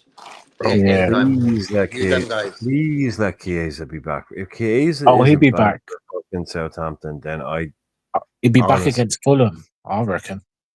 Oh, at least on the bench. Oh, he will be. And then get him a start. No, I want to see this guy starting a game. I know. It's getting to the point where it's getting annoying now. Yeah, come on. Just get him in the team. Get him 90 minutes. So this is like, we bought this guy. He can actually do stuff. He's not just sitting there like, again, it would be awesome to have like Chiesa and Jota on the bench for Fulham, right? And they might get, if we're lucky, they get to play 10, 15, and then bang, you get to do almost new front three against Southampton with Jota in the middle, Chiesa on the right, and whoever didn't play against Fulham from the start, Diaz or Gakpo. Mo gets a night off, Nunes gets a night off, everybody gets Oh, you do Jota Nunes? Yeah, even switch the other way. Yeah, go the other side. Yeah, go the other side. Get Jota, Chiesa, and Nunes starting in 3. Just get these boys on the pitch. Give them minutes on their legs, because you've got a long season to go, and they're on our books for a reason. We need them in the team. If we're going to do things, we can't stretch it. I was being generous, Rasta. I was being generous. I was, be very careful with my phrasing. He might get blocked, Rasta. 12 man's alert. He's watching. we need Jota back on the pitch. We need Chiesa on the pitch, and there's a game in the League Cup against Southampton. As much as it is away in its quarterfinal, surely that's where we get these boys in. If they've gotten minutes against Fulham, if they haven't gotten minutes against Fulham, I'm not starting them in a quarterfinal. I'm not starting them cold. No. Mm-hmm. Then we have another thing, But this is hopefully it was just illness for Chiesa, right? That's all it was. Yeah. So hopefully he should be ready for Fulham. He should be. And Jota, the same. It looks like they're confident enough on that. Yeah. He's been training. That's what gives us these options. You can get an Elliot. You can bring in you could do an Elliot. Like, imagine we could play a game tomorrow and start Elliot, Chiesa, and Jota. The amount of just rotation, the amount of change that would give us, the amount of options it would give us. To be able to say, no, I want to do this. At least, because right now we're very tight everywhere. I just want options. You can't have enough good options. You can have too many players, but you can't have too many good players. You cannot have too many good players. You can keep them all happy, that's another thing, but you can't have too many. No, it's very true. It's very true. Yeah. Speaking of which, after I've just watched the Leipzig game, and for you guys, all you, and even you guys in the chat, let's just say summertime Nunes goes, and we can't get, we know who we want, Brian. You know the two, Isaac or Martinez. I mean, or maybe Brian Bastoni comes, who knows? But I just want to focus on the striker concept. So let's say, probably likely we won't, but let's just say we're not getting Isaac or Martinez and Nunes goes. Would any of you in the chat be interested in either Sesko or Openda from Leipzig? Because they're very good strikers, the potential to get even better. Yeah, Benjamin Sesko, Or hugely, Openda. or Openda, Yeah. the guy he had a good hand in the game tonight. Yeah. Created a second goal. Yeah, Sesko was someone he was expected to go somewhere else. Signed on there for the Red Bull project, which you don't know surprise to anybody. And yeah, KJ is the first one in there saying he said Openda is who he would look at. Yeah. Okay. Okay. Healor, when you're saying, oh, sorry, Kevin is saying I want to see Dan's promoted. Dan scored a penalty for Youners against Girona today. That's true. Healor has replied saying he goes out on loan in January, to which Kevin has replied, screamy, screamy, screamy face, no. No. So, okay. Obviously, not something Kev wants to see happen. No. If Sesko, I think he's really good. Could he cut it at the top level? Would he be an improvement on anything we have? Yeah, that's the thing you don't know because it's the next step up for him, isn't it? Yeah. Openda, also someone just seen bits and pieces of, but looks incredibly quick, really lively, Powerful. very skillful. Yeah, that thing he did tonight. I mean, it was just a move I watched, but it was like, oh, they're gonna waste that. And no, he made something out of nothing, turned it back, created a goal. Don't know a huge amount about him. But yeah, I'm not really sure what other people think. Sesko, Ferguson, and Broha were all in a very similar category about 2 years ago. Broha's dropped off a bit. Yes, completely. Yeah, unfortunately. Yeah. The injuries messed him up. Actually. Yeah, a lot. Yeah. Evan Ferguson got a bad injury as well at the same time. Yeah, he's gone quite, yeah. He's only just trying to kind of come back now a little bit. Yeah. Sesko looks to have made the right kind of career move. Yeah, I don't know. Yeah, to me, the guy, if you said we could bring it, and this isn't about selling somebody, I mean, you could even, like I said the other night, we could bring in a striker and you create a partnership with Darwin Núñez. And the next thing you know, you're unlocking a Darwin Núñez. You could bring in someone who plays off him. It doesn't have to be, oh, I want Isaac, so, throw the other boy on the scrap heap. It's like the two of them could work together. Isaac can play wide, he can drift, he can drop deep.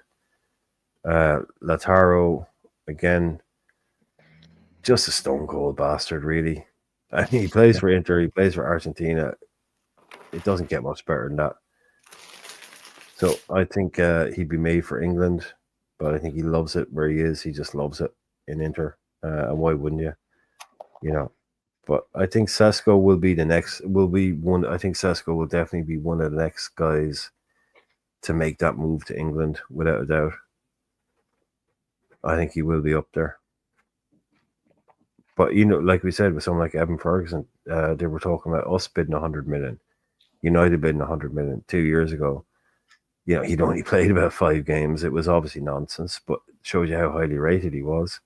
And then one injury later, and yeah, there's no talk of that anymore.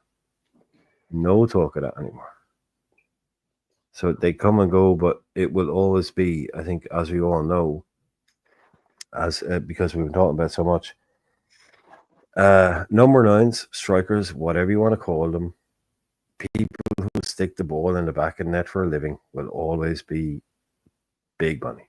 They'll always be the big news. And right now, Sesko was one of those young kids across Europe that everyone's going, he could be the next 30 goal a season guy. Yeah. Yeah, I think those are two. But the club, I said, to look out if we again.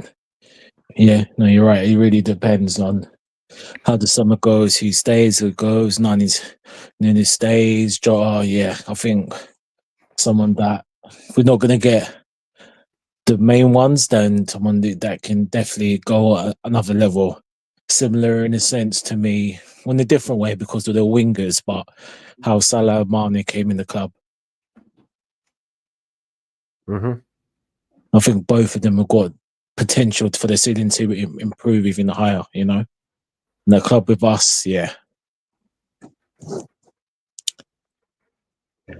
Does anybody out there, JK, Lee, if we were to bring in another forward attacker, is there anyone out there that's on your radar in particular that you'd like to see, even just from a personal point of view, that you'd like to see at the club, a player you like watching? You know, you don't have to go, I'm not going to beat you down with, he won't play. I mean, is this a guy that you'd like to see at the club? You enjoy watching play? Like, Musiala is that one guy. I think he's quality. But the other day, it was weird. I've seen Alphonso Davies play the other day for Bayern. Love to get that guy in. Say that name again. Ooh. Alphonso Davies, the guy left back for Bayern. Oh, okay. Bayern, yeah. I think he's on a free as well, isn't he? He is, yeah. He's the one guy I love to get into the team or squad, you know. Attacking wise, thing is, in football nowadays, you're attacking, you're scoring goals for your team. Unless if it's a big team, you're not going nowhere. Especially like mid-season and stuff, you know, like January time. But I would love to add a midfielder. Like that was my sort of area I would like to look at. Attacking wise, I'm pretty happy with what we got. Even though Darwin's not really banging in goals, we're sort of coping because of Salah. You know, I think Salah sort of sometimes covers a lot of cracks by doing that. Gakpo, he's got a goal in him. Yota's got a goal in him. Darwin has a goal in him, but not as much as, say, Gakpo. Diaz has a goal in him. So we're coping, you know what I mean? So attacking-wise, I weren't really fussed about that. I'm pretty okay with it because of Salah. Okay, so you do, but Nilante, any kind of, you know, call it a fantasy signing, a kind of, you know, dreams, you know, just for the shits and giggles of, you know, rather than the actual, how would it work kind of thing? Is anyone you'd bring in just because you'd love to see him wearing the red? I mean, in fantasy, when we can be here all day. Well, you know, it's somewhere within the realms of someone we might actually do, kind of, you know, whether it would be. Might actually do. There's, I mean, Florian Wirtz would be great. Yeah, that's what I was saying. So that's what I would have said. Someone like that. They don't necessarily need. Yeah, would be very expensive, but you bloody love to have him. You know, you'd make it work, kind of thing, wouldn't you? Yeah. And he would absolutely. He'd be perfect. He'll cook. And then even on the wings, what's his name? I can't pronounce his full name, but Glitch. Yeah, exactly. At Napoli, yeah, I would love to have him as well. Quality player. Okay, quick question, because JK said it there, and this is a bit of a pointy one. Just a quick question: Should Cody Gakpo be scoring more goals? Yes. Okay. Chat as well. Question to the chat: Should Cody Gakpo be scoring more goals? He's doing well. We all know how good he is, but should he be just upping them numbers a little bit? JK Lee wanted to, anyone? Nilante was straight in with the yes. Lee, should Gakpo be scoring more goals? He hasn't done too Lee's bad. in the kitchen. Lee's in the Tally's kitchen. reasonable. Perhaps, yeah, it could be alleged that he doesn't score enough. I don't think so personally. I think he does enough goal scoring wise. Yeah. Okay. Okay. Not more to say. JK, any? I know JK's on mute, so he might be busy. But no, it's just something you brought up, and I was kind of thinking, because we've been saying about the other people, we've also maybe noticed that Diaz scored a lot of goals early this season, but he hasn't been banging them in. No, dried up. Yeah. Yeah, Gakpo, he's been form. He hasn't exactly been banging them in. And obviously, like everyone, Nunes, he's got 3. He hasn't been banging them in. Like it's only Mo that's actually kind of covering.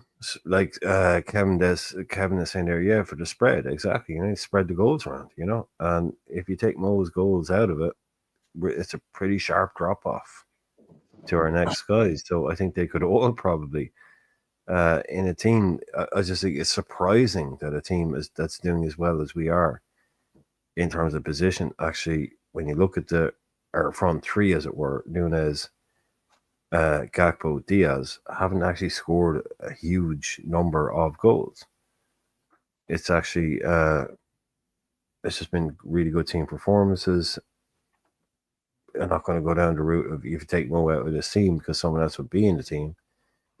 But I think they could all. I think they could all step up their numbers. Definitely. Like I've often said, Gakpo, I think, is one of the best finishers in the team, if not the best finisher. Technically, I mean, not in games. Obviously, our best finisher in games is Mo, but his technique is right up there. So I think Gakpo should, for me, probably have maybe 3-4 more easily. Diaz 2-3 more easily. Not asking for 10 more. 2 or 3 more, definitely. And Nunes 3-4 more, definitely, yeah. And that would increase the spread. Yeah. As Kevin's saying, opposition keep pointing out, we Salah FC 75% of goals through Mo, which I would reckon basically means he's either scored or been involved in assisting. 70%. Yeah, see, that's not really that sustainable, is it, lads? Nor should it be. Will change that. Yeah. Hopefully. Well, look, we just ticked over into the 3-hour mark, so I think that's probably, and we're just about hit 11:15, so that's a nice little thing. I'm definitely all good to go. I'd like to thank everybody that's been in the chat. KJ, Kevin, Abdul, Barney, Bonkers, Jimmy, Red Armchair, Bread for Life, absolutely everybody. Too many to mention, far too many to mention. Rasta Crab, Robert, pretty much everyone. Yeah, I can't keep, too many to mention. But that's us. Well, if everyone's happy, we're going to end it here now. 3-hour post-match and a roll call. So you got great value today.